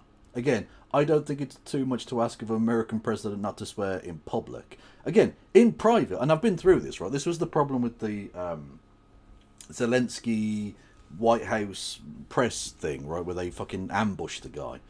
In private, I assume an American president and vice president scream and shout and fucking call people names and swear and all sorts of things, because they're arseholes. Anyone who wants to be president of the United States is mentally fucked. Anyone who wants that position and fights hard for it is a fucking mental case of epic, like, generational proportions. So I assume they behave that way. But in public, you do have to, like, have a certain level of fucking decorum, surely. Like, I'm not expecting him to be the most well-spoken or erudite of chaps, although if he could string a sentence together, that would be good. But just, yeah, I mean, like, don't be fucking swearing. Like, you know kids are going to see that shit, right? You are supposed to be kind of a role model, in a way. Kev, I'm in Wales. Oh, cool, 255. Are you on holiday? Are you working? Are you lost? Like, how are you? Why are you in Wales? Wales is lovely, by the way. I've got a lot of love for Wales, but that's not where you're usually. So how come you are? This is democracy. Does democracy manifest? Yes. Get your hand off my penis. What can Keir Starmer do? What would you like him to do? I can list all the things he's doing wrong, but what would being right look like? Doing anything to stop the genocide? Doing anything. Literally a single fucking thing to stop it would be cool. That would be better than what they are currently doing, which is aiding and abetting it. Because, like, let's not forget that you remember the flour massacre where Israel killed all of those people waiting for flour? They're doing that basically every day now. They're doing that all the time. And blaming Hamas, because apparently it's a Hamas tactic to queue patiently for food now. And that's a bad thing. Dingus Van Sant, Kev, I'm in Wales. Fuck off now. We're not doing memes like this. No. Dingus, you're not in Wales. Unless you are in Wales, I don't know where you're from, Dingus. You could actually just be in Merthyr Tydfil. I have no idea. I don't know where you're from. You can dox yourself if you wish. And I will take any answer you've got on this.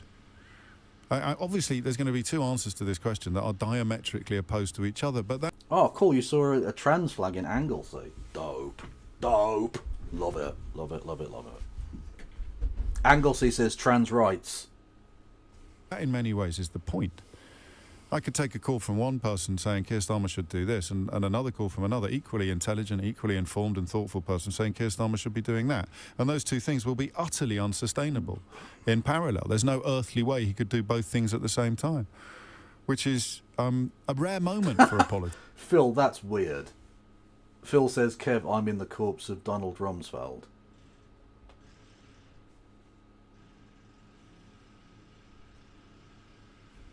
Fair. The Daily Mail could not make it clearer that it doesn't like thinking beyond the what colour is your scarf, whose side are you on, why aren't you in favour? It's so annoying, it's so infuriating. You are a fucking Keir Starmer dick rider par excellence. You are one of the biggest cockwashers for him. And yet you're out here like, these other people are very partisan. They see it as one side versus another side. The fuck? You fucking hypocritical knob end. Ugh. So annoying.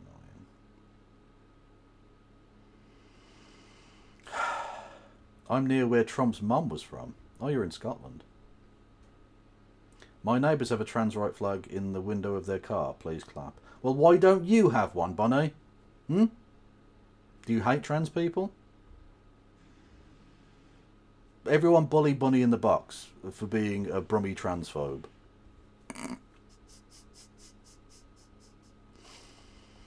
Favourite, how can you do... And it's so bone-numb, it's so mind-numbingly thick, this approach to international diplomacy. We're talking about nuclear facilities. Whose side are you on, Sir Keir? Are you on the side of the nuclear power that still to this day officially denies that it's a nuclear power? Or are you on... Why? See, that's what I mean. He's one of the very few in the British media who I don't need to put this sign up for. I mean, I have, just to show you what I mean, but he's one of the very few in the British media that I don't need to put this up for, because he will mention it, that Israel has nuclear weapons. Which is a very pertinent point in this whole discussion, but very rarely gets brought up. On the side of the country that's not a nuclear power. You must pick a side, and it's just been bombed because of claims that it may be about to become a nuclear power, but we've been hearing the same claim since 1992, from the power that is actually nuclear, from the state that is a nuclear power but isn't a signatory to any international treaties. See, now that's fucking dope. By the way, I know exactly where you live now. Oh no! Oh no, it's 255, sorry. Oh, and actually there's no... Oh, I thought I saw an address. Sorry. No, okay, that's a trans pride flag. Do I want to... Yeah, well, it's Anglesey, whatever, who cares? Anyway, boom. No offence to Anglesey, I just mean like, whatever. Israel does have nuclear weapons, this is true. In order to persist in the, what do they call it, the deliberate opacity regarding its own nuclear capabilities. So whose side are you on? I thump desk. Whose side are you on? Goodness me, it's so stupid. It's so dangerous and it's so normal. Because you've normalised it. Or helped normalise it. You've done this, James. You are the footballification of politics. It's so normal. And Keir Starmer, for good or for ill, doesn't play that game. No, he's a renegade. He's awesome. Any thoughts on the fact that he's going to have to rely on Conservative votes to try and get his cuts to disabled people? Any thoughts on that, James? No? Okay. I got Priti Patel offering up her views on this without anybody mentioning that she got fired by Theresa May for conducting secret meetings with the Israeli regime. Who wouldn't want to hear her impartial, Good point. Biased and objective views? See, this is the annoying thing. He'll make a very good point, and then but still be James O'Brien and say dumb shit afterwards, straight afterwards. Priti Patel, yeah, she got fired from the government for being basically a fucking Israeli spy, and then they put her back in the government as Home Secretary later on. But then go back to being like, oh no, Keir Starmer's cool. Amazing. Matter that the Israeli regime is up to its neck in. Who could possibly be a more fair commenter than a woman sacked from the British cabinet for having secret meetings with the Israeli administration? Extraordinary. But that's Brexit Britain. I haven't even mentioned Daniel Hernandez. Oh, God almighty. Oh, he's worse than the fucking Liberal Democrats. Even this he managed to turn into a Brexit discussion. Fucking hell. Yeah, happy Daniel Hernandez. We will be marking it properly, with all the pomp and circumstance and tradition that you would expect. 9 years to the day since the world's wrongest man offered up his vision of what Brexit would look like on June the 24th, 2025. But before all of that, when I arrived at...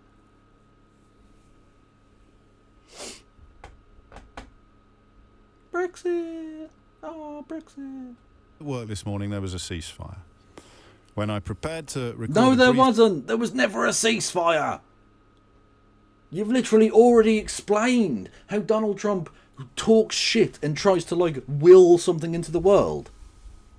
You've already explained that bit at the top of this segment. And now you're saying, when I started work, there was a ceasefire. No, there wasn't. There was never a fucking ceasefire. Donald Trump lied because he's a fucking liar. And lying has worked really well throughout most of his life. It's just occasionally he comes a cropper. Because reality has an unfortunate situation of getting in the way sometimes. Now, most of the time he's been able to get around that with bankruptcy laws and stuff. But, like, when it comes to war, there's no hiding it. Difficult to imagine that bombs aren't falling when bombs are definitely falling. Introduction to the programme at about 9:30, there was not. The ceasefire was over. You scratch the surface of that situation and you find that the country claiming the ceasefire is over is Israel, because they say Iran has fired missiles. We had some anecdotal evidence in our inbox that people in Israel were in shelters and were witnessing missiles being fired, but Iran say they are not. Keir Starmer's job is to somehow plot a diplomatic course through this mess, and I, for one, have no idea what it would look like. Because your lack of imagination is truly astonishing, James. Hang on, we'll pause that. James, you are genuinely one of the most infuriating fucking people in the media.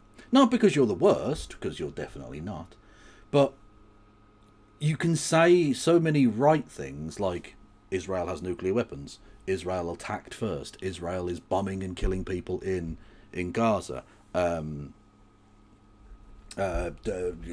Netanyahu is a fucking monster. Donald Trump lies all the time. And then defend Keir Starmer, who defends all of those things. Which makes your critique of those things and your pointing out of those things not necessarily pointless, but basically sort of moot, I suppose. Sort of.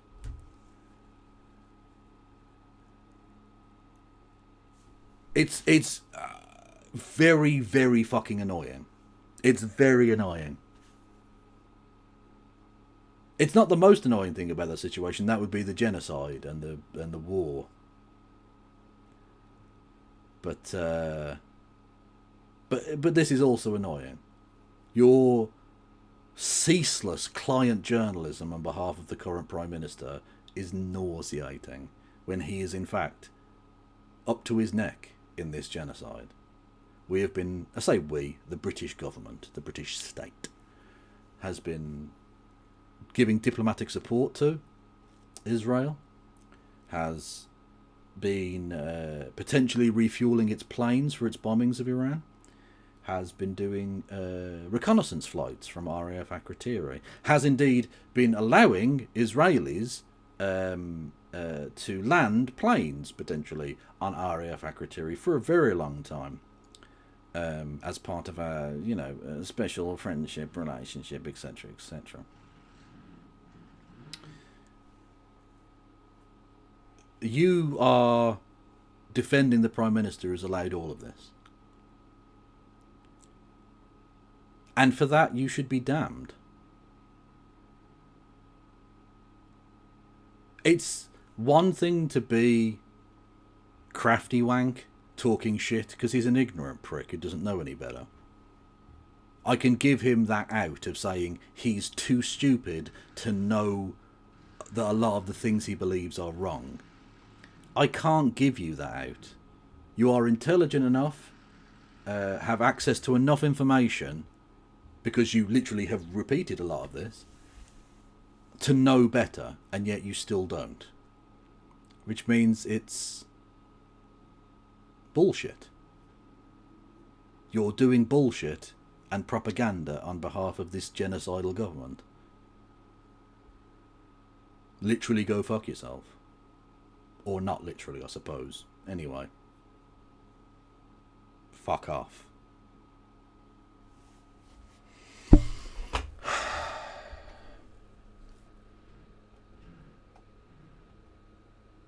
Two countries that have been fighting so long and so hard that they don't know what the fuck they're doing. Do you understand that? Good point, Mr. President. Excellent point. Thank you.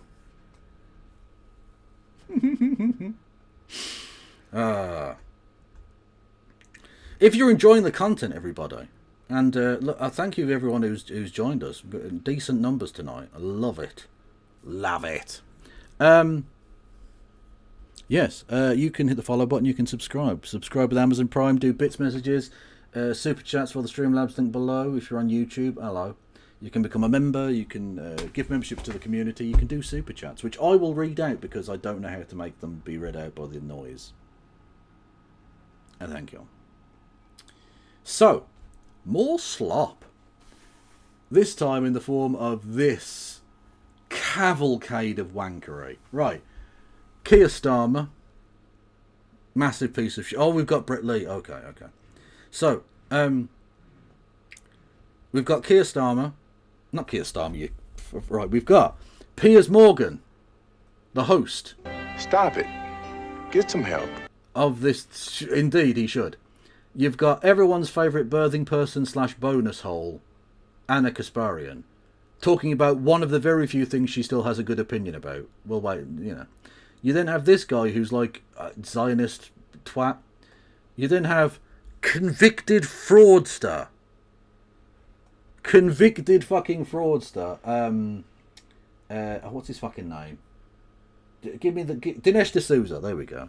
And then this guy on the right is, I mean, a fucking national security wonk prick, right? It's a brutal panel filled with brutal people. But ironically, the bonus hole is actually probably the best person there, which is grim. Grim.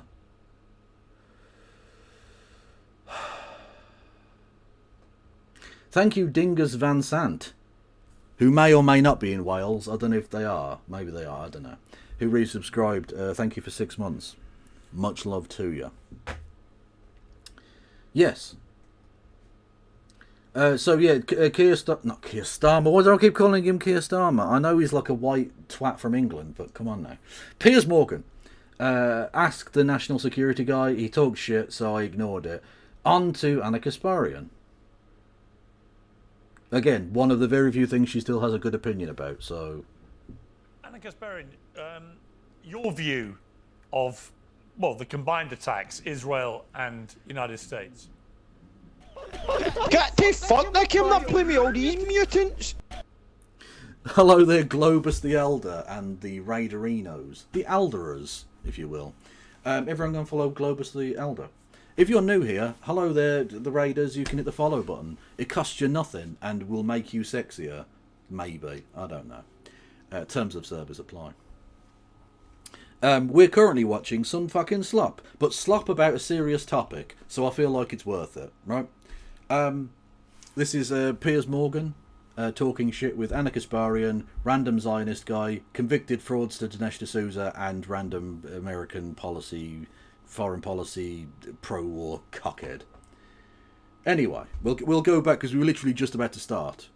So we'll yeah, welcome in everybody. Hello. With their missiles, their militias, or through direct terrorist activities.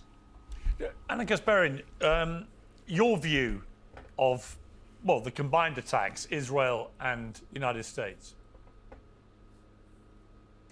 Well, I think Israel has been pushing for regime change in Iran. The claims that Iran was close to developing a nuclear weapon was false. Not only were they over a year away, according to Netanyahu himself, in being able to develop a nuclear weapon, they didn't even have a mechanism in order to deliver said nuclear weapon. You see, everyone's favourite birthing person is still right about some things. Not about many things. In fact, a vanishingly few thing. But still good on this.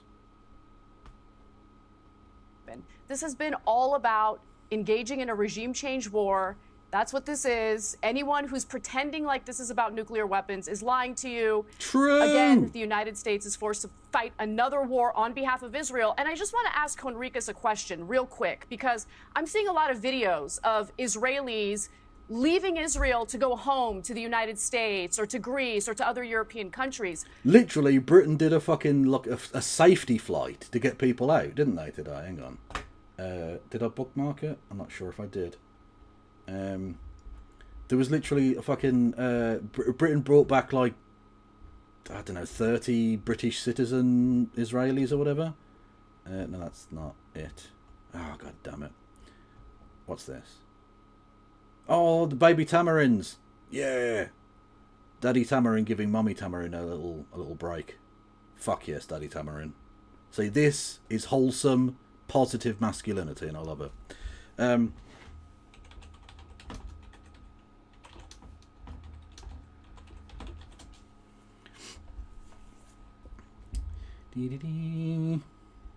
Here we go. UK and Israeli authorities are working to provide charter flights out of Tel Aviv. Where is it?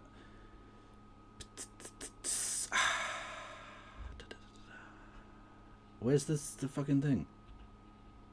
Israel rescue flights for British nationals and their families. Oh god, fuck off. Right. I can't, well, oh god, there doesn't seem to have any fucking details. Anyway, about 30 Israelis were brought back at British taxpayers' expense. Brilliant, thanks. Awesome. They brought back 67, I recall, out of 1,000 who had applied on an RAF jet. 1,000 of them applied. Wow, they really are deserting. Mad. Mad. God forbid people avoid being bombed, I guess. No, Maria, that's the point, right? That's the point. A lot of these people were happy to stay there and be, like, super cool about the situation when it was, like, other people being bombed. And now they're being bombed. Now the finding out stage of this arrives. They're all fucking running for their lives. So why did they fucking support this shit? And again, not every Israeli supports this. A pretty fucking significant majority support this. A lot support this. The Israeli government are unpopular, not because they're doing genocide. Yeah.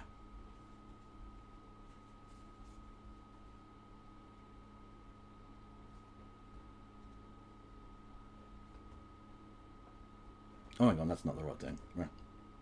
You guys got what you wanted. You guys got your war. Are you expecting American troops to fight this war and die on your behalf? Or are you going to bring the Israelis back, tell them to put their fatigues on and get ready for a ground invasion? Because if they want... True. True. If the Zionists want a fucking war, get your own legs blown off then. Yeah, go for it. Have at it. I do hope Baron Trump is the first in the front lines, right? What about Benjamin Netanyahu's kids? Let's see them fucking go to the front. Oh, no, we'd probably just send another generation of poor kids to be blown up. Yeah, no, that's cool. Awesome. Good stuff.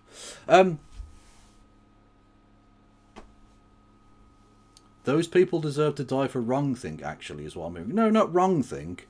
Wrong support of genocide. It's not just a thought. They have actively supported the not Ukrainian, Israeli government in doing this. Like, and it's not just from the perspective of the people themselves. It's the British government, right? My critique isn't just of the Israeli sort of Zionists. It's the British government. Look at the difference between the way in which the British government cannot wait to help British-Israeli dual citizens escape a bombing situation. And yet, when it was British aid workers who were deliberately murdered by the Israeli state, even though they'd given the Israeli state exactly their coordinates, they knew they were there to deliver food, the Israeli government deliberately bombed and killed, was it 4 British citizens, I believe it was? And not only did the British government do nothing to try and help any British citizens in Gaza, they actively colluded with the Israeli government to cover it up.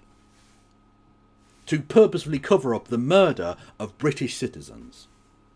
Because they were brown and they're in Gaza, so who gives a fuck? Is literally British government policy. It's fucked up. It's fucked up, and I'm not going to pretend it isn't.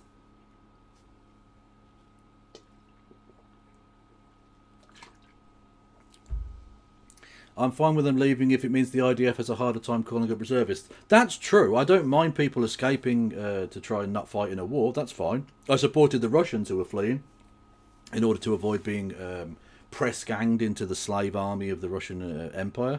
And I'm absolutely fine with that in terms of Israel as well. What I will say is that I think any British citizen who has served in the IDF and wishes to return to Britain should be arrested because they have been involved in a genocidal campaign. They've been deliberately and purposefully involved with genocide. Now, you might say, well, they've been press-ganged into this. They've been drafted into this. There are lots of other people who took the very noble and brave decision to defy that draft and have gone to jail in Israel. There have been many other people who have decided to escape Israel and go back to the country that they're the dual citizen of to seek refuge away from that draft. If you purposefully stayed there and became a member of the IDF, you are engaged in an organisation known for being terrorists. Simple as that. They are terrorists. Absolutely. And they should be arrested as such. If it was found that they've engaged in any number of the actual war crimes in question, they should be convicted of that and fucking jailed in Britain. I think that would have a more lasting effect on the way in which dual Israeli British citizens deal with the supposed draft. Well, not supposed, it is a draft. The draft into the IDF.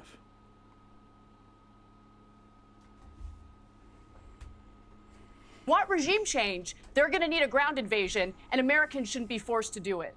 I will let Jonathan Conricus respond. All I would say, in relation to your super confidence that Iran was not planning to weaponize... Should it matter what they did? Well, in terms of what you prosecute them for, yes, obviously. But in terms of whether they were in administration or otherwise, like, this is the problem with the banality of evil, right? Like, I don't care if you're just in the, I don't know, if you're a cook in the IDF, because without the cooks, no one can eat. Without the chefs, no one can eat.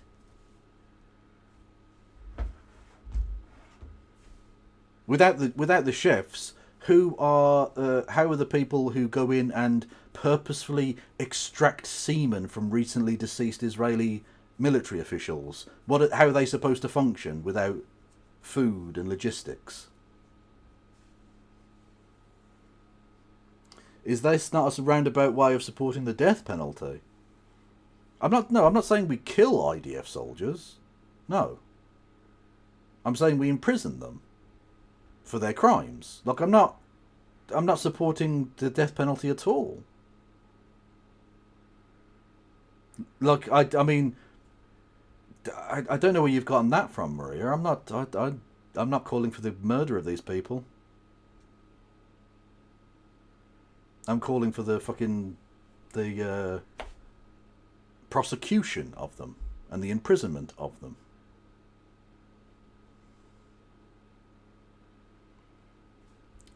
Well, if the IDF did crimes, so they should be bombed, seems a bit death threat flavoured is all.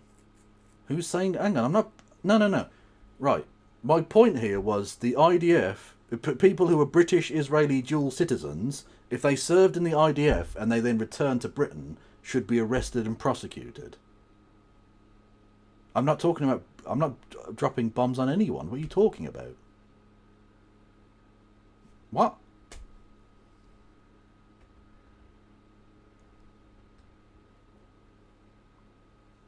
What crimes? Where's the evidence? It's all over TikTok. You can see them all over TikTok dancing in dead women's brasiers and things. It's enriched uranium. What else could they possibly have been planning, given they took the enrichment process, according to the Independent Atomic Energy Authority, they took their enrichment of uranium from the 3.5% required for civilian usage to 60% in the last few years. There is no other reason you would do that if you weren't at the very least wanting people to believe that you were going to be weaponizing your uranium. Otherwise, why do it? Well, I mean, they were not enriching uranium under the Iran nuclear deal, the JCPOA, which unfortunately Trump took the pressure from Netanyahu to pull out of in 2018, which essentially cleared the way for Iran to enrich uranium. Now, yes, they enriched up to 60%. You need 90% in order to have the material necessary to build a nuclear weapon. However, I think what Iran was doing, considering the fact that they're in a region of thugs in Israel who clearly have been announcing that they want regime change in Iran, they wanted a deterrent. I think that's what they were doing. And bonus hole, bonus hole, bonus hole. This war in Gaza, this genocide in Gaza continues. I think they wanted some form of a deterrent, much like Israel has with their over 90 nuclear weapons that they... Wow, see, another person that I don't need to put the text up. I don't need to put that up for them, do I? It's been mentioned. The obvious fact, the obvious and very worthwhile fact has been mentioned. The unspeakable has been spoken. Fuck yes. Don't acknowledge, of course. They're not part of the non-proliferation treaty, even though Iran was. Just really interesting comparisons there. Okay, General Kimmy, I know you have to leave us. Jonathan Conricus, I will come to you in one moment, but I just want to ask the General to respond to that. Is there a naivety by many on the left, you think, about Iran's intentions with this enriched uranium? Because look, I oppose the Iraq war. And you are going to live on that forever. Yeah, you did one good thing once. Awesome, well done. the newspaper editor in the UK, very vociferously. You also tapped a lot of people's phones as a newspaper editor. You also published fake torture pictures as a newspaper editor. You also literally rang up Ian Hislop's vicar to try and get information out of that vicar in confession. Forgetting, of course, you stupid bastard, that being that he's a vicar in the Church of England, they don't do confession. As a newspaper editor. It cost me my job in the end, actually. But I think I was vindicated over time by subsequent events. But here I just looked at that independent atomic energy report and I thought, what else could they possibly be doing? If you enrich your uranium at that level and you have enough to build potentially 10 atomic bombs, You don't. No, you just heard Anna Kasparian tell you the fact that you need it enriched to 90%. Not 60%, 90%. You may notice that the word 9, or the number 90 is larger than the number 60. Just saying. So they don't have any amount of material to build any nuclear bombs. That's just a fact. I don't want to do this anymore! Oh, you little bastards. Thank you to XYZ who says, go gobshite gammon. Is that me? Am I the gammon? Oh, I'm Sag. I'm Sag.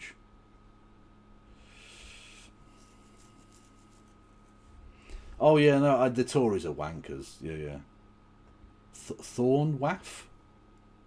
Yeah, the Tories are gobshites, certainly, yeah. Well, like, as I said, though, I'll talk more about the PIP stuff at the weekend and then into next week, assuming we don't all die in a nuclear strike between now and the weekend. Piers Morgan is the gammon. Yeah, he is. I don't know what else Iran wanted the world to think it was doing. Enough about 9 to 5. What about the most important bit? Fuck right off. You fucking Alex Jones wanker. Super male vitality. Stay cool. I will. Listen, I think we need to recognize that for the past 30 years, Prime Minister Netanyahu has been warning the world about the Iranian nuclear threat. What is different about today? Listen, the excuses and the rationale that was used are the same ones that could have been used 20 years ago. Fact remains, October 7th changed everything. Did it? You sure it did? I'm sure it did. The axis of resistance and the ring of fire was a deterrent to Israel ever since it was established. Hundreds of thousands of weapons, hundreds of thousands of missiles and warheads were aimed. How many does Israel have? I will just have to put this up just in case anyone has forgotten, because he doesn't seem to want to mention this. Israel and could, as was said at Thermopylae, could blot out the sky and overwhelm any kind of air defense system that the Israelis had put up. Since October 7th, the Israelis have methodically taken away and torn away and destroyed most. Yeah, methodically taken away all of Gaza. Yeah, we know. To that capability. Deterrence was off. This is a once-in-a-lifetime generation for the Israelis to attack, and every Israeli... Jesus fucking Christ. Obviously.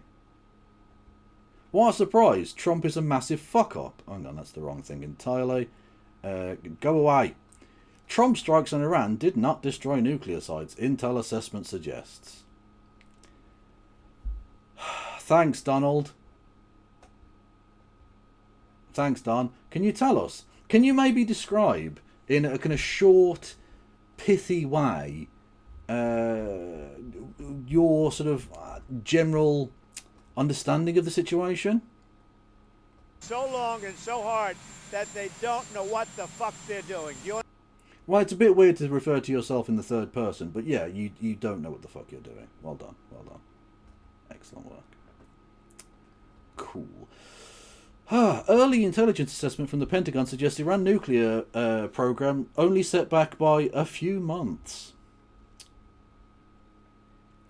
US military strikes on 3 of Iran's nuclear facilities over the weekend did not destroy the country's nuclear program. Contrary to Donald Trump, claims made by President Donald Trump. Citing 4 people briefed on an initial assessment produced by the Defense Intelligence Agency, CNN reports that the strikes likely only set back Iran's nuclear ambitions by months. The DIA, the Pentagon's intelligence agency, based its assessment on the battle damage analysis carried out by US command control after the strikes on Saturday night. While analysis of the damage of the 3 sites is still ongoing and may change as more intelligence becomes available, these early findings contradict Trump's repeated claims that the strikes completely and totally obliterated Iran's nuclear enrichment facilities. Again, he lies about literally everything. Everything. Pilot for the past 30 years has wanted to be the first one in the cockpit to end that nuclear program. The fact that the Ring of Fire was destroyed and it was... Did someone destroy your ring of fire? Just use some more lube in future, probably. Now a manageable threat from Iran, no longer deterrence. This is a once-in-a-generation opportunity, and Netanyahu took that opportunity. Final question before I let you go. But it wasn't Israeli pilots. It was American pilots. Let's be clear about that. American pilots did this incredibly risky mission. Luckily, none of them got hurt. Why is this prick shaking his head? Why is the Israeli guy shaking his head? It was Americans, fucking pilots. What are you talking about? Israelis didn't bomb this site. It was Americans.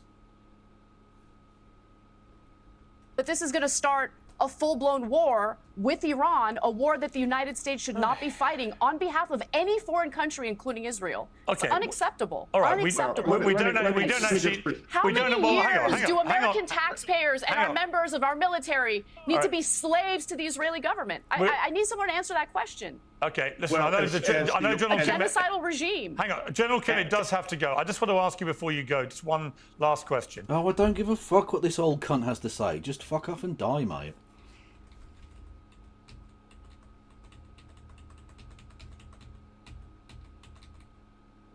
Who the fuck is this bloke now?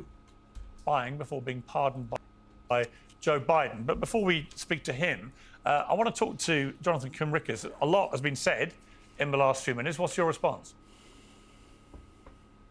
Well, hello everyone. Oh yeah, his ribbon is upside down. Yeah. No, I can even... Is he doing a Mussolini joke about the... This is so crass. His pin being upside down is clearly a 707 Mussolini joke about the sausages. I mean, I, like Keir Starmer, wish to release the sausages. But this man clearly is mocking them, and that's terrible. That's terrible. Definitely don't put 707s in chat. That's so disrespectful. Please. Won't someone think of the sausages? Even though I've never met the person who is constantly interrupting others, I don't think we've ever even communicated on X. But I can feel your frustration. No, don't interrupt me. I can feel your frustration. Don't interrupt me.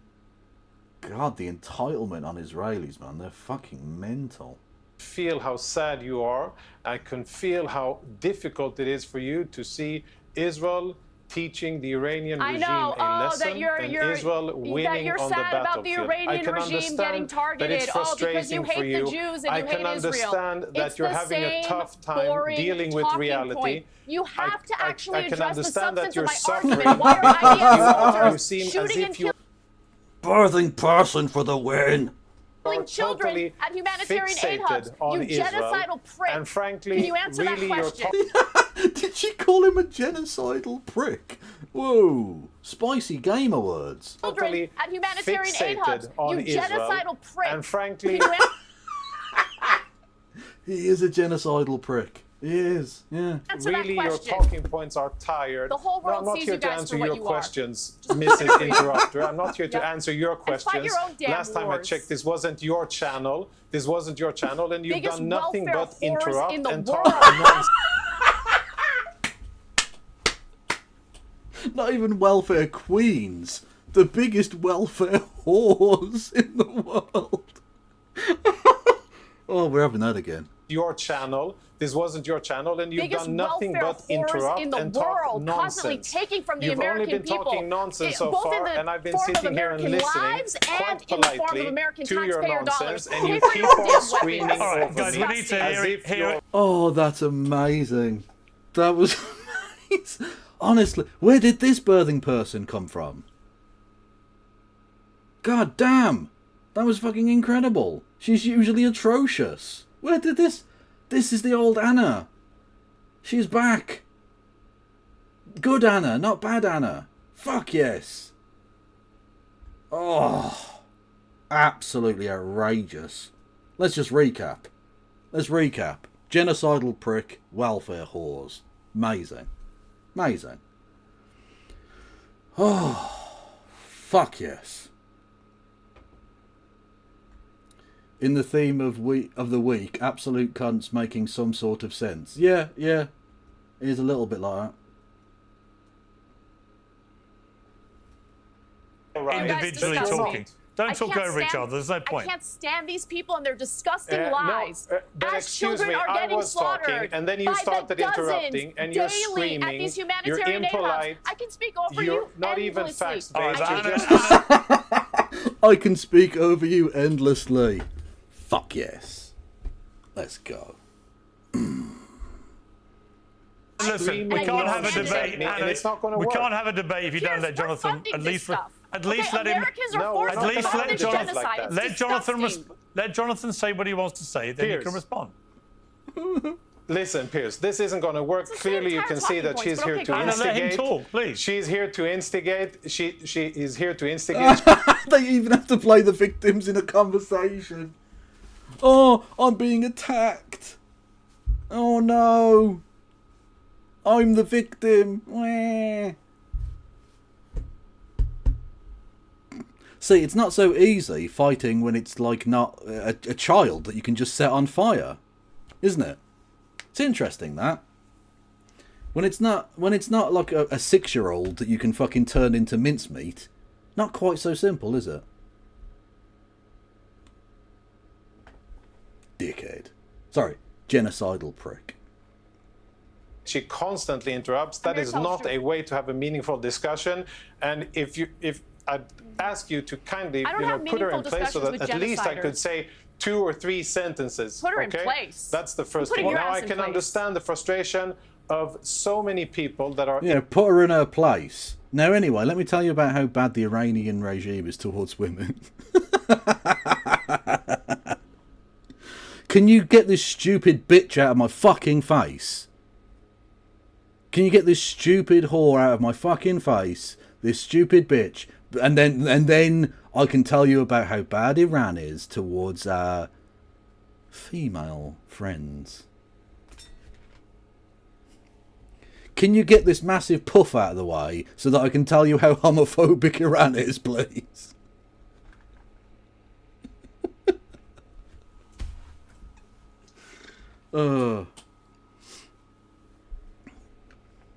And like, when they say like about gay people or like queer people who like support the Palestinian cause, they'll say like, oh, how would you be treated in Gaza? They'd throw you off a roof. And in their head they're thinking, I'd quite like them to throw you off a roof because I also don't like gay people.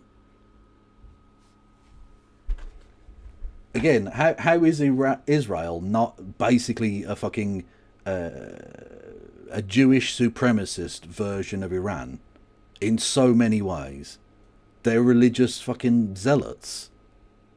Except, of course, the one big difference is that Israel, again, just to point out for everyone, Israel has nuclear weapons and Iran doesn't.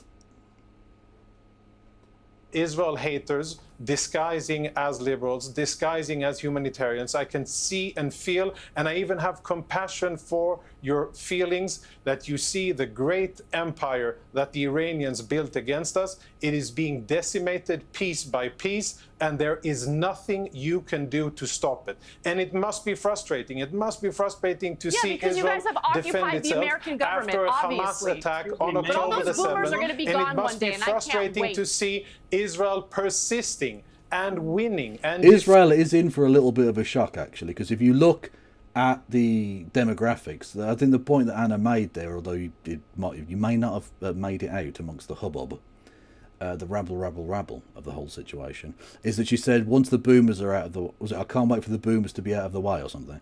The older people in America massively support Israel.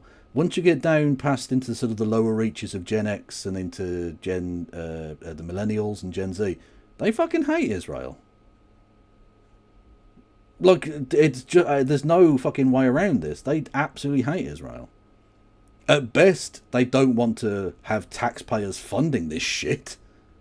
And at worst, they're actively like, no, fuck them. No, we shouldn't be giving them any support whatsoever. They're genocidal pricks, to use to quote a certain bonus hole. I'd be arrested for wearing a t-shirt that calls Netanyahu a capo. True. Also, why has nobody bought me a Hot Girls for Zoran shirt yet? Have you seen those? Hang on, what's he got to say for himself? Fuck me, Twitter's a fucking gobshite. We have two countries that have been fighting so long and so hard that they don't know what the fuck they're doing. Do you understand that? Fair point, Mr. President, fair point.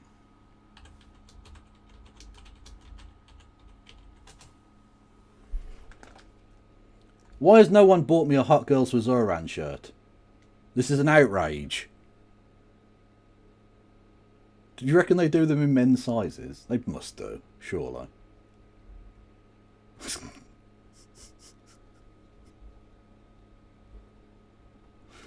Defeating our enemies despite the efforts of the likes of you and many others who have teamed up against Israel. And I can understand the frustration, but guess what? It's not going to help. Your opinion isn't true. It is not reality-based. Just like you just said in the beginning, that Israelis are fleeing. On the contrary, Israelis are lining up. Every time? Mate, there was a fleet of boats that left to go to Cyprus. They are leaving in their fucking hundreds, if not thousands. Now, is that necessarily a massive percentage? No, right? Most Israelis are probably going to stay there. That's fine. But they are leaving. They absolutely are. Look, this is just weird bullshit lies. It's not even cope, really. It's just bullshit. Actually, no, it is also cope. Actually a national airlift to get home. There's an Israeli... What the fuck did she say? Hang on. Beginning that Israelis are fleeing. On the contrary, Israelis are lining up, and there's actually a national airlift to get home.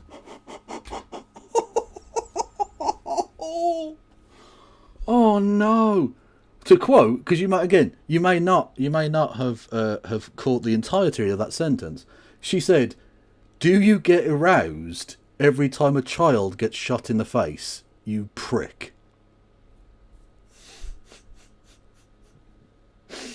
Now, you know on this channel we have a strict no kink shaming policy. But if child murder does give you a boner, you know what, I'm going to kink shame on that. I'm going to say that's bad. I'm just going to say it now. I think that is a negative thing. You shouldn't be okay with that. Oh, sorry, she did say you disgusting prick. Yes, no, she did. Which, to be fair, he is a disgusting prick. And a genocidal prick. And a welfare whore. He's not a bonus holder, to the best of my knowledge. There's an Israeli national airlift to get Israelis home from all over the world, from Greece and from Cyprus, so that they can come home to be with their families as Israel is being attacked. Go back to Israel. Put your uniforms on. All right, I'm now going to go. I'm going to bring in Dinesh here, and I would appreciate if everyone. Why? Who gives a fuck what Dinesh D'Souza has to say? Again, convicted fraudster. Okay? Convicted fraudster, Dinesh D'Souza. Donald Trump, dick washer, Dinesh. Let each other talk. Otherwise, the viewers can't hear a damn thing. Dinesh, thank you for your patience in waiting so long to speak. First of all, what is your... I mean, look, there's a lot of speculation about what Donald Trump may do next. I happen to think that he is instinctively anti-war. I don't think there's any chance he wants to put any boots on the ground. I don't know that you can say he's instinctively anti-war when he just started a war. He literally was just bombing Iran. Piers, listen to yourself. He literally just did some war. That suggests to me he might be at least somewhat pro-war, given that he's doing war. I mean, he doesn't know what the fuck he's doing, but he is doing war. Here, I think if he can make it one and done with the strikes that he ordered... Whoa, time it. One what? What was the one thing he did, Piers? Because you've just said he's anti-war, so what was the one thing that he did, the one and done here? What was that? Was that dropping bombs on a foreign country, i.e. war? Piers? I think he would be happy with that, as he was with the strikes against Syria, against Soleimani, against Baghdadi. You know, he's a guy who likes to go in. Oh, the other times he did war. God, you're a fucking dick licker. Targeted and out. I don't think he wants any kind of prolonged war. However, once you do something like Trump ordered at the weekend, it can be out of your hands. It really depends how... Yeah, exactly. You can't turn war on and off like a tap, which Donald Trump seems to think because he's a magic man and because he's a rich kid who's never been told no in his life, doesn't seem to realise that there are things out of the control of any single person. No matter how powerful that person may be, no matter how rich they may be, no matter how big their army is, you can't just make wars go away. That's not how wars happen. That isn't a thing. Yeah, the Trump whisperer. Yeah, amazing. The fucking Trump whisperer. Genius.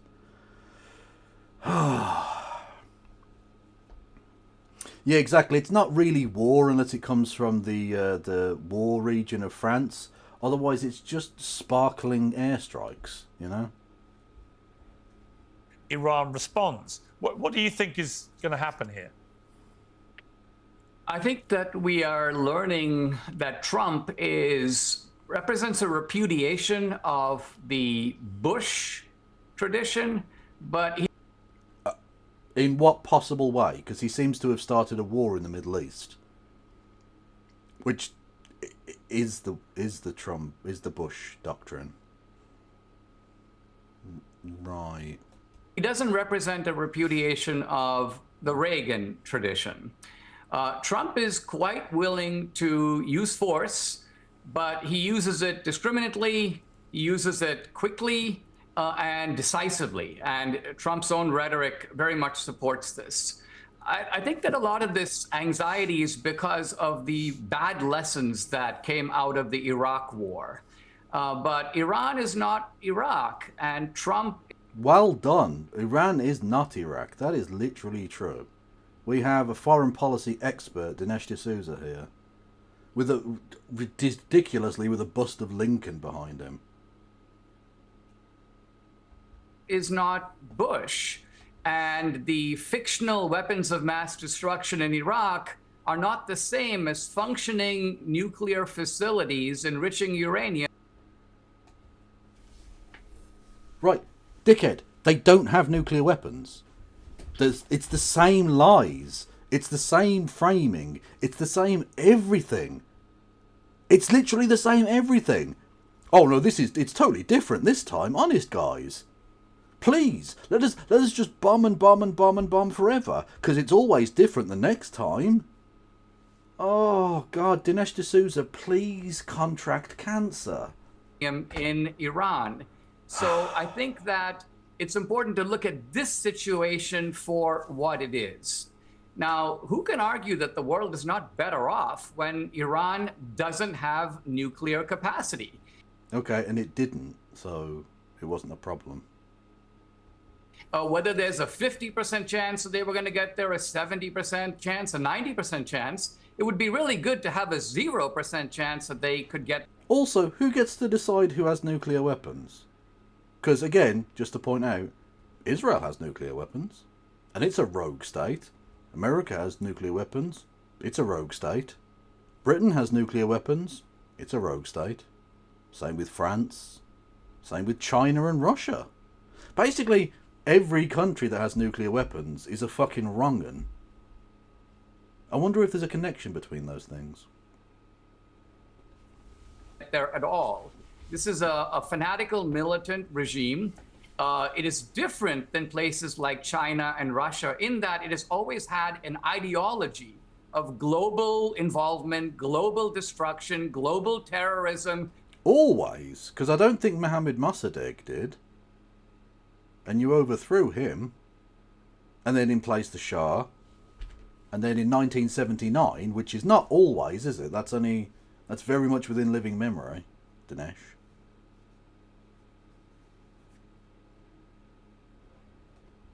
Death to America. You don't have to seek for a motive. That's a sound clip if ever I heard one. Death to America. Here. They deliver it to you from the Iranian parliament on a pretty daily basis. So the United States has very definite interests here.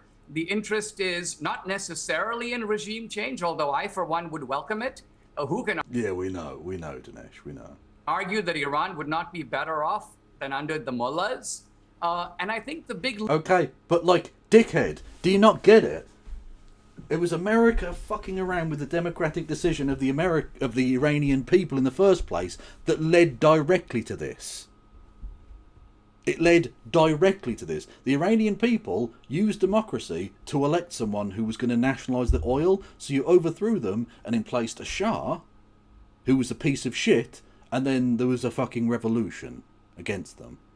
It was America meddling and doing regime change which made this situation happen. Are you never, ever, ever going to learn? American imperialism always goes badly. Always. There's never a situation that I can possibly think of that doesn't end very poorly. At least for the people that are being meddled with. The people who the meddle-ees as opposed to the meddle-ers. It sometimes, and very often, goes badly for the meddle-ers as well. Just saying. Losers here are, in fact, Iran, Hamas, but also the global... Pronounce it correctly, it's Hamas. Left. The global left has partnered in a way with these Hamas radicals. Inshallah. That's a joke, by the way, in case MI5 are listening, or the police. And so they... Not the police, the band, the police, the group of organised thugs and domestic abusers. They are taking a tremendous beating here. All their idiotic campus protests are for naught.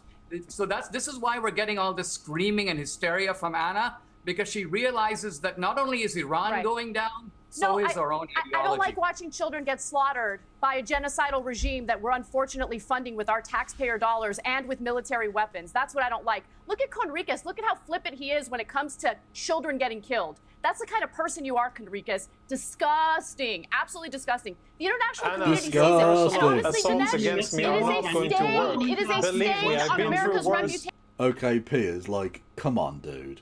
You've now have 3 people doing the rabble. This is fucking unlistenable.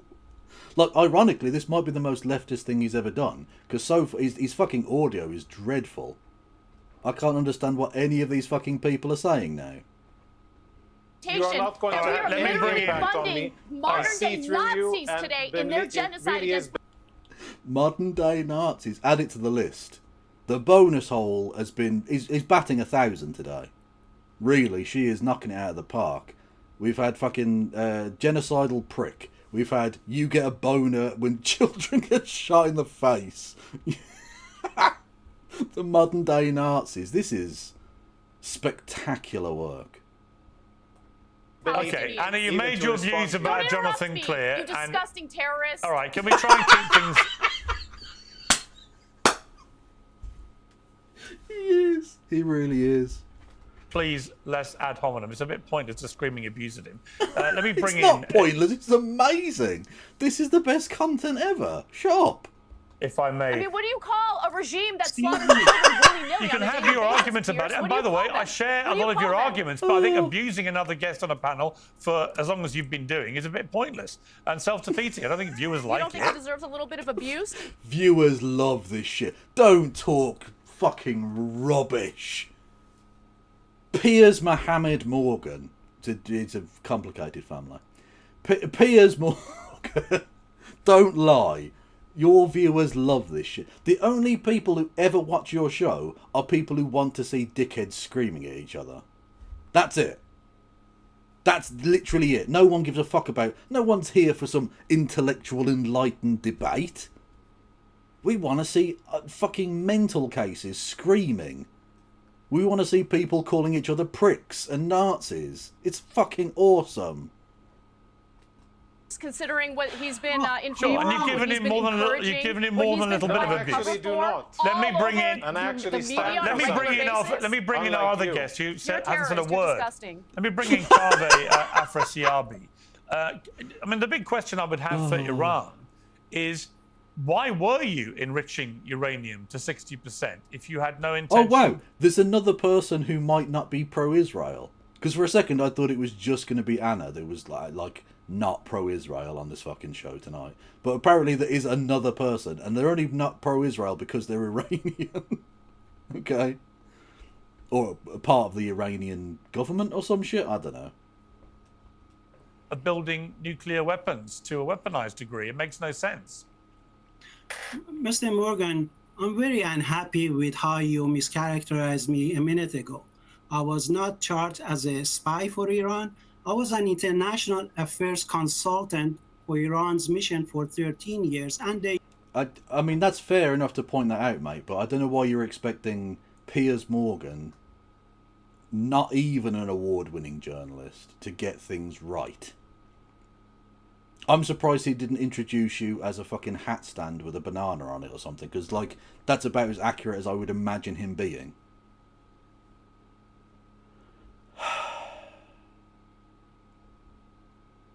Anyway, if you're enjoying dickheads screaming at each other, you can hit the follow button and subscribe and do biz messages and super chats. And gift subscriptions and memberships and all of that shit. You can do all of those things. I believe in you. UN norms and guidelines. And in the last 24 hours of the first Trump administration, he decided that I'm in violation of US law and brought these phony charges against me. What I was doing was in line with all the other consultants for other country missions, none of whom have registered as a foreign Okay, but everything I said was accurate. So let's get, look, everything I said was accurate. So no, you are not accurate, and you're not putting yourself up in well, you were accused of spying, and you were pardoned by Joe Biden. I was not accused of being a spy, and I will bring a major defamation lawsuit on you. Well, fine. Let me ask you two. This got even better. Now Piers Morgan's going to get sued by an Iranian bloke. This is fucking amazing. This is incredible. See, this is why you've got to watch serious topics through slop. You can address the real issues. You can point out that Israel has nuclear weapons. You can do all of that, right?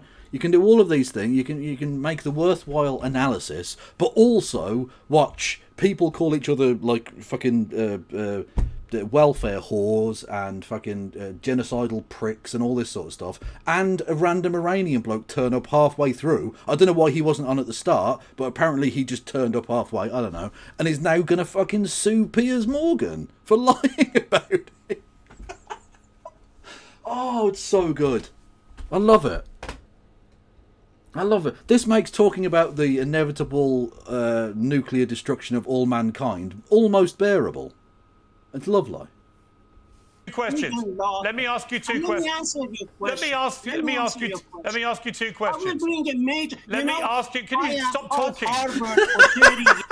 He's not going to stop talking. He's not going to stop talking, Piers. Is he ever going to learn that sometimes you need a silence button? Is he never going to work that out? The daft bastard. Honest to God. Anyway, I need to go for a piss. I've drunk too much already.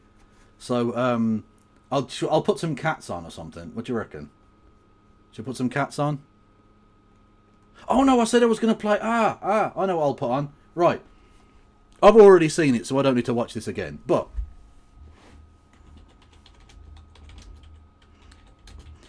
we talked earlier about cricket, and we talked about and we've talked about Piers Morgan. This was from Australia. CATV. Brett Lee was a very, very fast bowler for Australia. And for some reason, Piers Morgan, of all fucking people, decided he was going to get into the nets, the practice nets, with Brett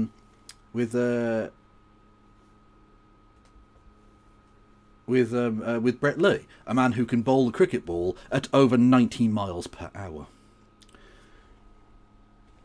Oil like a baby otter. It didn't go well for Piers, and I'll be back after I've had a piss. Enjoy. CATV is proudly presented by Toyota. The drama's about to begin at the Melbourne Cricket Ground. A big crowd has developed here. Like Brett Lee's at the end of his run. Piers Morgan, have you got me? I got you. Any part of you regretting this decision now? No, but I tell you what, I'm about to ruin a great Australian career and legend. This man has a thick skin. I want we have 1-6. one over. We've committed to Oil one over like a from baby Brett Lee otter. to Piers Morgan. Fighting for the English blood. Here we go. Ball one of the contest.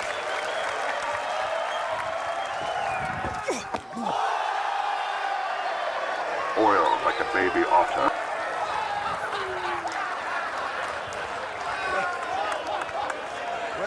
Where's the pain? Piers, where's the pain? Didn't feel it. Hey? Didn't feel a thing. No pain, no pain. Hang on a minute. Michael Vaughan, what was the fault technically there? Oh, just stay in your crease, don't get any closer. He's bowling 9 miles an hour. I was Stay back. I was giving him the charge. He's giving him a chance. He said, giving him a chance. Ball one. I think he's got his own hot spot. Here we go. Ball two. He has to pitch this up.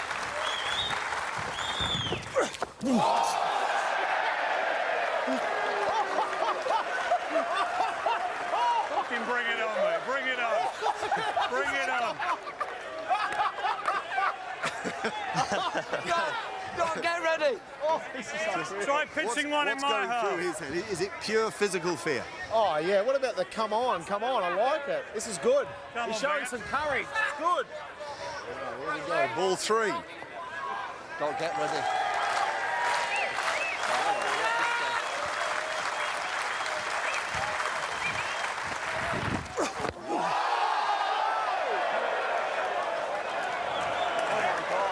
Come on.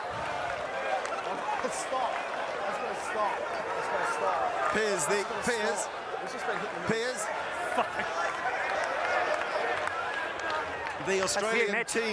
The Australian team doctor is here. Do you need him? No. You don't need him. No. Bring it on. You want more? 3 balls Bring it to up. come. 3 balls to come. Right.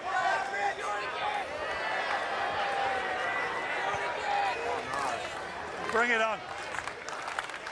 Here we go. Ball 4.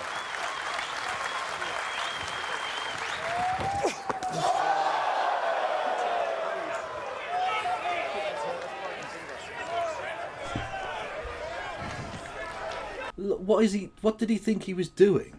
Honest to God, it's madness. Well, you're unbeaten, Piers. Just a word from Michael Vaughan. Technically, what do you think? Well, he's all over the place. He's backing away. He's got to get in line and just use the crease, get as far back in the crease as he possibly can. Why he's coming closer? Stay in line, Piers. Get inside it. I tell you what, seriously, this is serious toughness and courage. This is unbelievable courage here. This is 150 kilometres an hour stuff. Oh, bowled him! Took his leg stump out of the ground.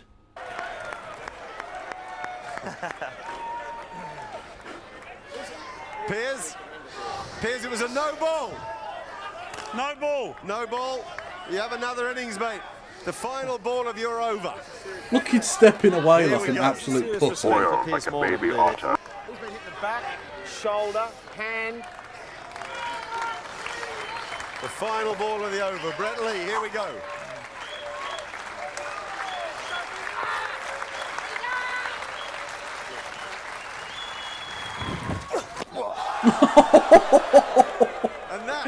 And that is some over. Come on down, Piers Morgan. Good, mate. Hats off, mate. Hats off. Well done, mate. Well done, well done. Well done, Piers. So, that's the way to do it.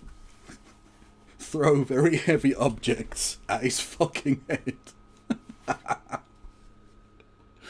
in a cricketing sense, of course. Of course. Thank you, Phil Decker, who says, Jerry. Nice. And thank you to... what happened? We had noises. Thank you, Stutech, for 5 memberships. Much love to you. Including James from the Internet. Everyone go and follow James from the Internet. And thank you, Tess, for gifting a membership as well. Much love to you. Piers looks like he never played cricket, but yeah, exactly. He's a fucking knob. But why would you agree to that? Like, I'm surprised he didn't get killed. It's fucking mental. Anyway. Yes, I am in the Supreme Court against Harvard right now, and I will bring a major lawsuit. I'm sure you will. I look forward to receiving it. Let me ask you two. Let me answer your question. Let me ask you 2 questions first. Okay. Is it true that you were accused of spying? No, absolutely not. You were? No, I was not. What were you accused of? I sued successfully the UPI. I said, is it true you were accused of spying? Against me. Is it true you were accused of it? No, absolutely not. I was accused of violating the Foreign Agent Registration Act, FARA, which requires registration, but not for people who work under the UN mandate. Right. Which But you was were what arrested. I was arrested for 24 hours. Okay. I denied the charges. I represented myself. Fine. I didn't say you were found guilty. Yeah, No, but you didn't say he was falsely accused. You just said he was accused. Like, that's grim. Come on now. You're supposed to be a fucking journalist, mate. Accused me of working as a spy for Iran, which is an outrageous lie. I didn't accuse you of anything.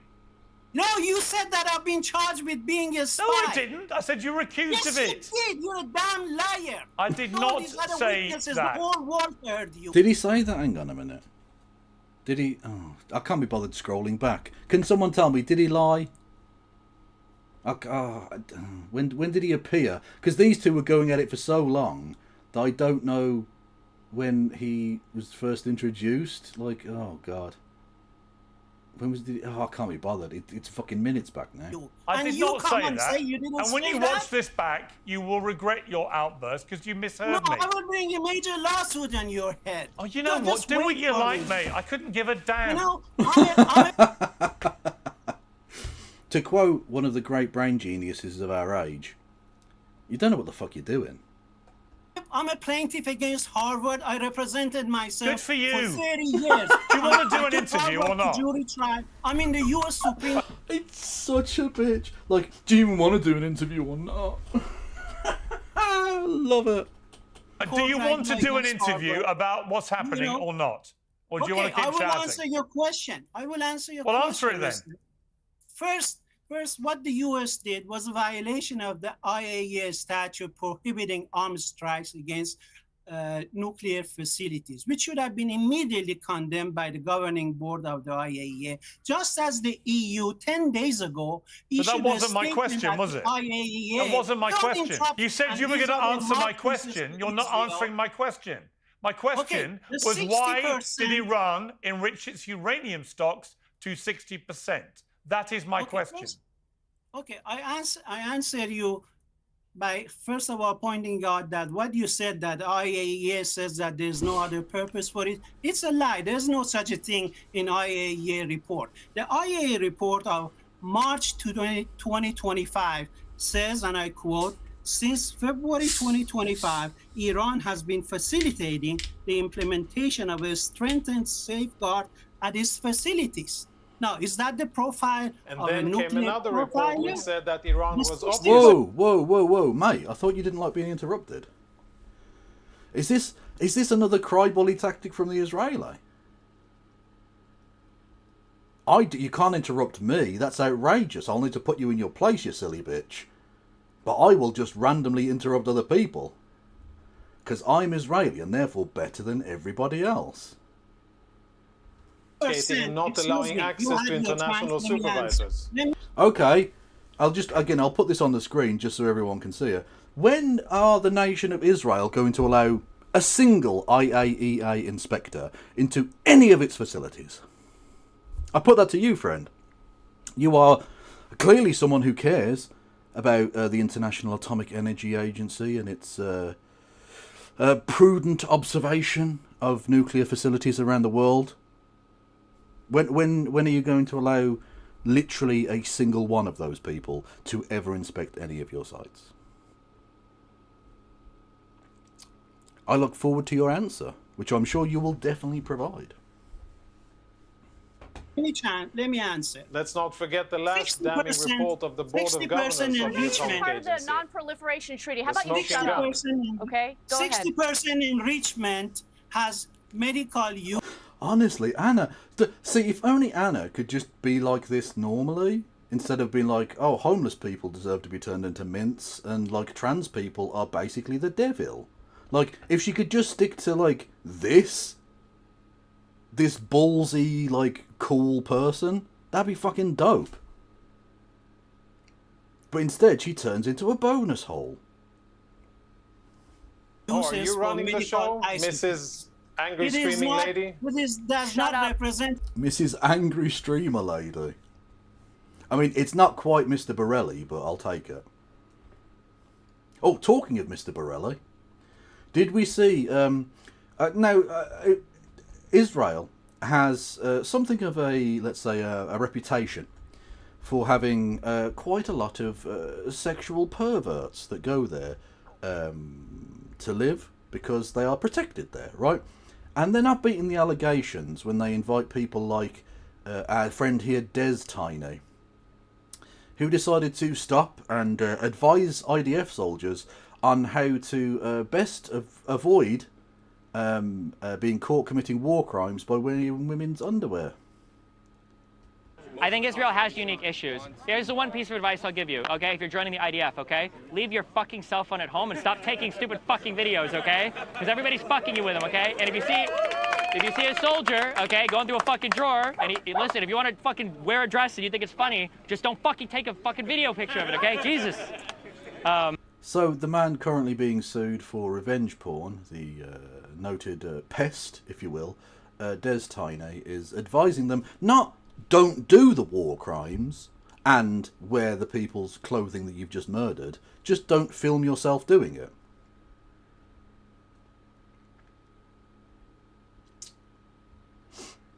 Ethical. Very, very ethical. Why was it that guy didn't want him to campaign for him in Nebraska? Like, that guy's judgment just gets better and better by the day, doesn't it? And I'll just say, judge me by my enemies. The violation of the IAEA safeguards. All the facilities that were bombed were under international safeguards. And it should have been condemned immediately because it's also a violation sex pestino, yeah. Of the UN Charter, because Iran has not threatened the US. US engaged in a unilateral act of militarism against Iran. Your supreme leader has literally... Are we going to get to an answer of why the Iranian regime was enriching to military-grade uranium? Are we going to hear why, Mr. Negotiator? Why has your government done that repeatedly for decades now? Why is that? And again, I hold you in high respect because I think you and the people like you, I think you have done a tremendous outstanding job. A tremendous outstanding job. For 25 years, you have facilitated for the Iranian regime to develop nuclear weapons, and it is through the skill and rhetoric of people like you that this has gone on for so long. But can we get to the answer of why the Iranian regime... Piers, have your vocal cords exploded? Can you no longer speak? Are you functionally mute? What's going on here, mate? Because this is unlistenable. I can't understand what either of these human beings are saying. What the fuck is wrong with you? Look, this is your show, mate, and you just sat in the cuck chair watching these two people fuck your reputation. This is ridiculous. Regime is enriching. And you think that it can come and dictate to a country? Can we get to an answer of why your regime is enriching to military grade? Why it builds a heavily hardened facility underground, 80 meters underground? You don't do that if your intentions are peaceful, Mr. Negotiator. You don't do it if your intentions are peaceful. You have nothing to hide and you have no reason to... Okay, I'll answer the Iranian guy's question. He's saying, does Israel have nuclear weapons? Israel has nuclear weapons, yes. It does, yes. Many dozens of them, in fact. Yeah. And missiles that can reach London and New York, unlike Iran's. Oh, that's the wrong one. Fuck. That's twice I've done that now. Inspection of its facilities.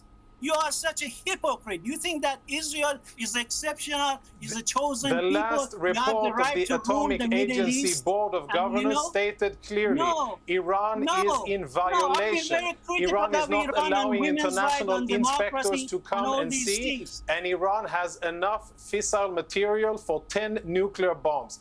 That was the... No, it doesn't. That's a fucking lie. That's obviously a lie. What are you talking? They don't, as far as I'm aware, have a single gram of usable material.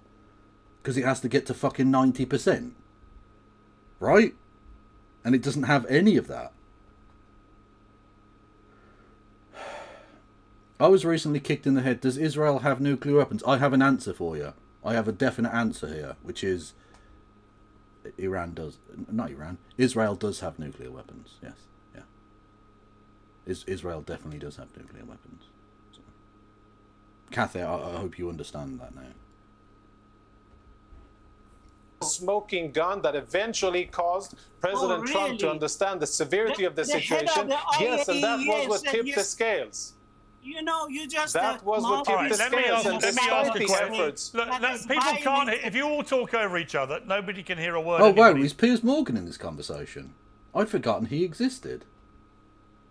Says. Well, let me ask you, Mr. Afrasiabi, let me ask you this. Do you deny... Ask the Israeli guy how many weapons, nuclear weapons, Israel has. Ask him that, Piers, for the love of God. For the record, that Iran has sponsored terrorism through Hamas, the Houthis, and It's pronounced Hamas. Hezbollah, going back several decades. I've been very critical of Iran's support for Hamas. I wrote an article right after October 17 USA Today denouncing Hamas's ISIS-type attack on innocent civilians. I've been very critical of Iran's obsession with Israel in various books, including Trump and Iran right behind me, which has been highly praised in Foreign Affairs, as well as many other articles. I have called on Iran to stop its Israel phobia, because it's not in the national interest of Iran to be so obsessed with Israel, which incidentally, in 1984, I've written a book on an Israeli... What, in the year or the novel? Because that is an important differential. The operative, Amiram Nir, who was singularly responsible for shipping out missiles to Iran defending against Saddam Hussein. Iran should be thankful to Israel for the support that was given to it to safeguard it against Saddam. You've now said something, if you don't mind me being... Okay, a bit cocked, but okay, whatever. You know, you've now said something genuinely interesting and surprising and constructive to the debate, right? Which is, you've acknowledged that Iran should not have been sponsoring terrorism with groups that are wedded to eradicating Israel off the face of the earth. And that's been the problem. Absolutely not. But that has been... Iran should have never said Israel should be wiped off the map. Because it's contrary to Iran's national interest. The mullahs have done a lot of things wrong, and I'm on record.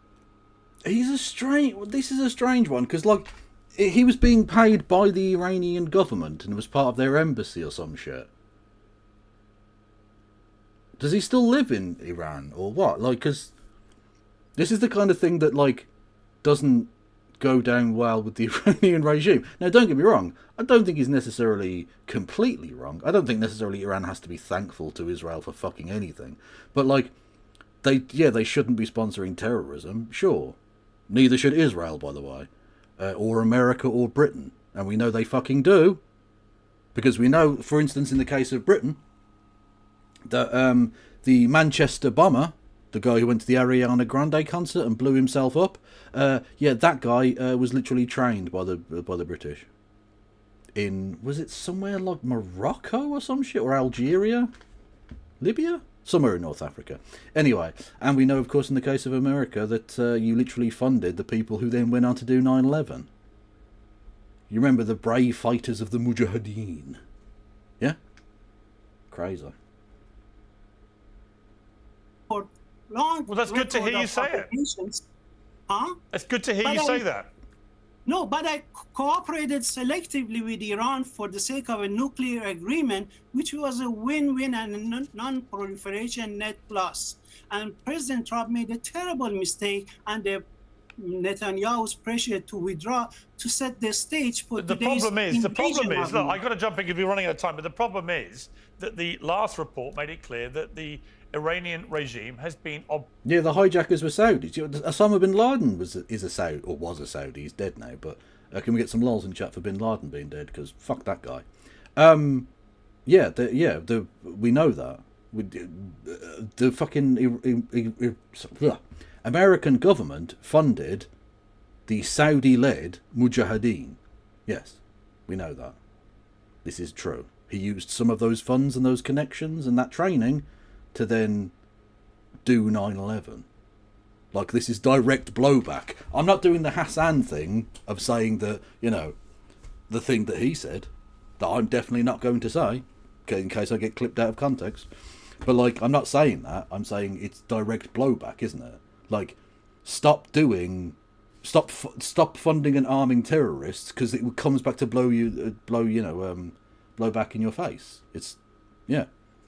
Famous porn enjoy. He did have porn. And it's really annoying that one of the things that the fucking Pentagon won't release is the list of pornographic films that he watched. We know he watched lots of porn, but they won't release the information. Which, like, I mean, how bad is it that they're not even going to release that information? Like, he must have some of the filthiest shit out there. Like, real nasty shit. Or maybe it's the exact opposite. Maybe it's like just the weakest source in the world, so they're not going to release it, so that everyone thinks, oh, he's a dirty cunt. Whereas actually, he might not have been. Who knows? It's one of the two. It has to be either he was watching softcore porn and that was too much for him, he kept blowing his load in his fucking tighty whities, or he was into, like, the weirdest torture porn ever.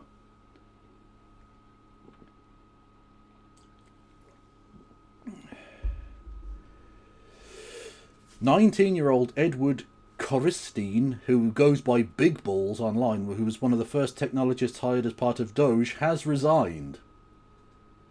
Well, there you go. Breaking news. Apparently Big Balls, he doesn't have such big balls after all.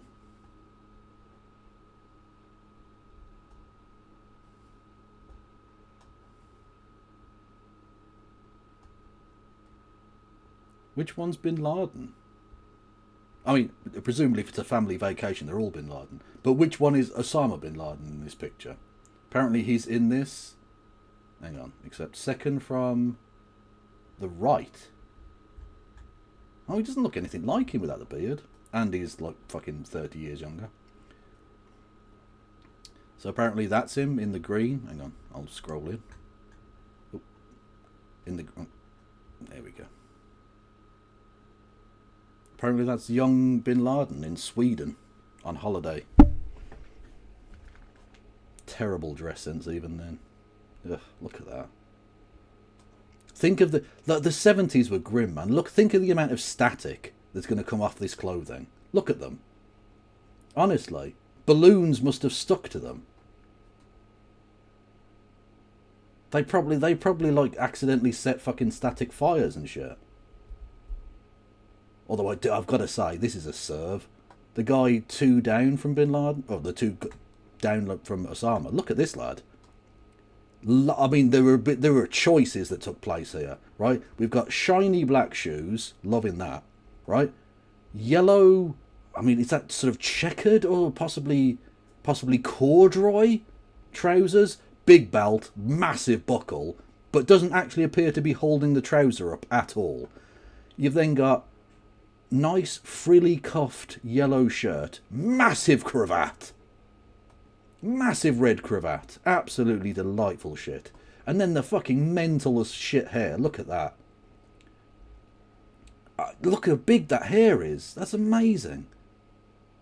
Fucking beautiful. Honestly, that is a serve right there, my friend. You are serving big, frilly, yellow bell-bottom cunt right there. Absolutely epic work. Oh.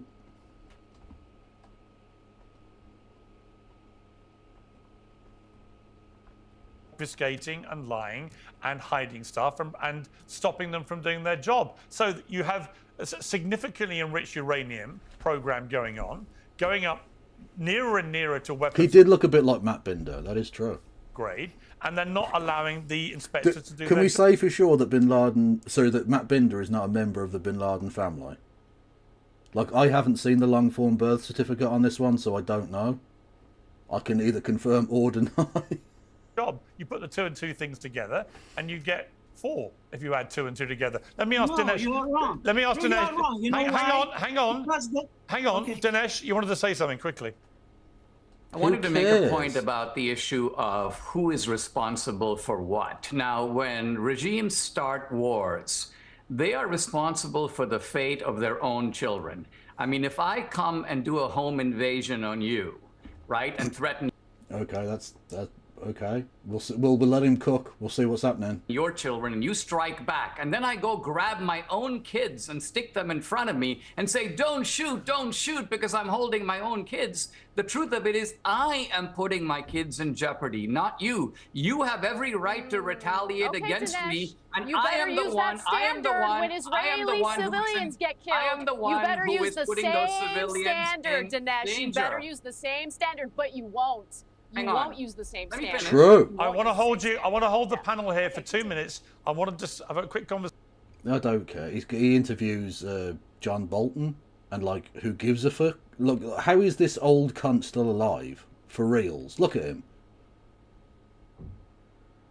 Like, just an evil, evil bastard who himself should be at The Hague for his plethora of war crimes.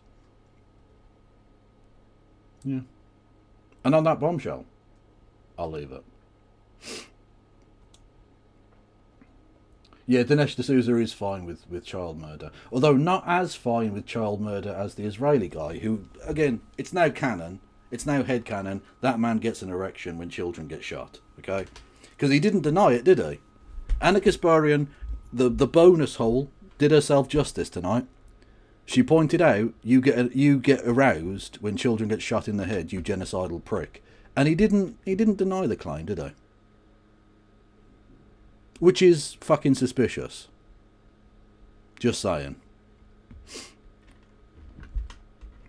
Well, I wouldn't say she's redeemed, but yeah, she did well today at least. Should we go to Zach? I'm cool with going to Zach Up, yeah. We'll have some Australian action. Let's see who's going on YouTube though. Who is going on YouTube? My Left Eye is going on YouTube, so I'll send you over there. Everyone go and enjoy My Left Eye. And on Twitch we'll go over to Zacap because they're cool. And I'll be back tomorrow because it's not even midnight yet. I'll be back tomorrow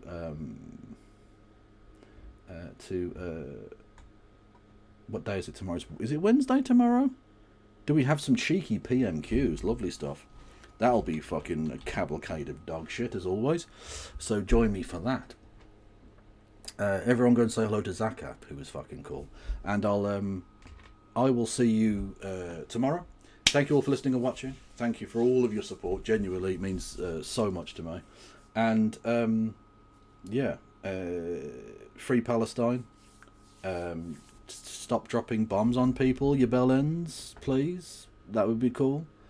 No pass around.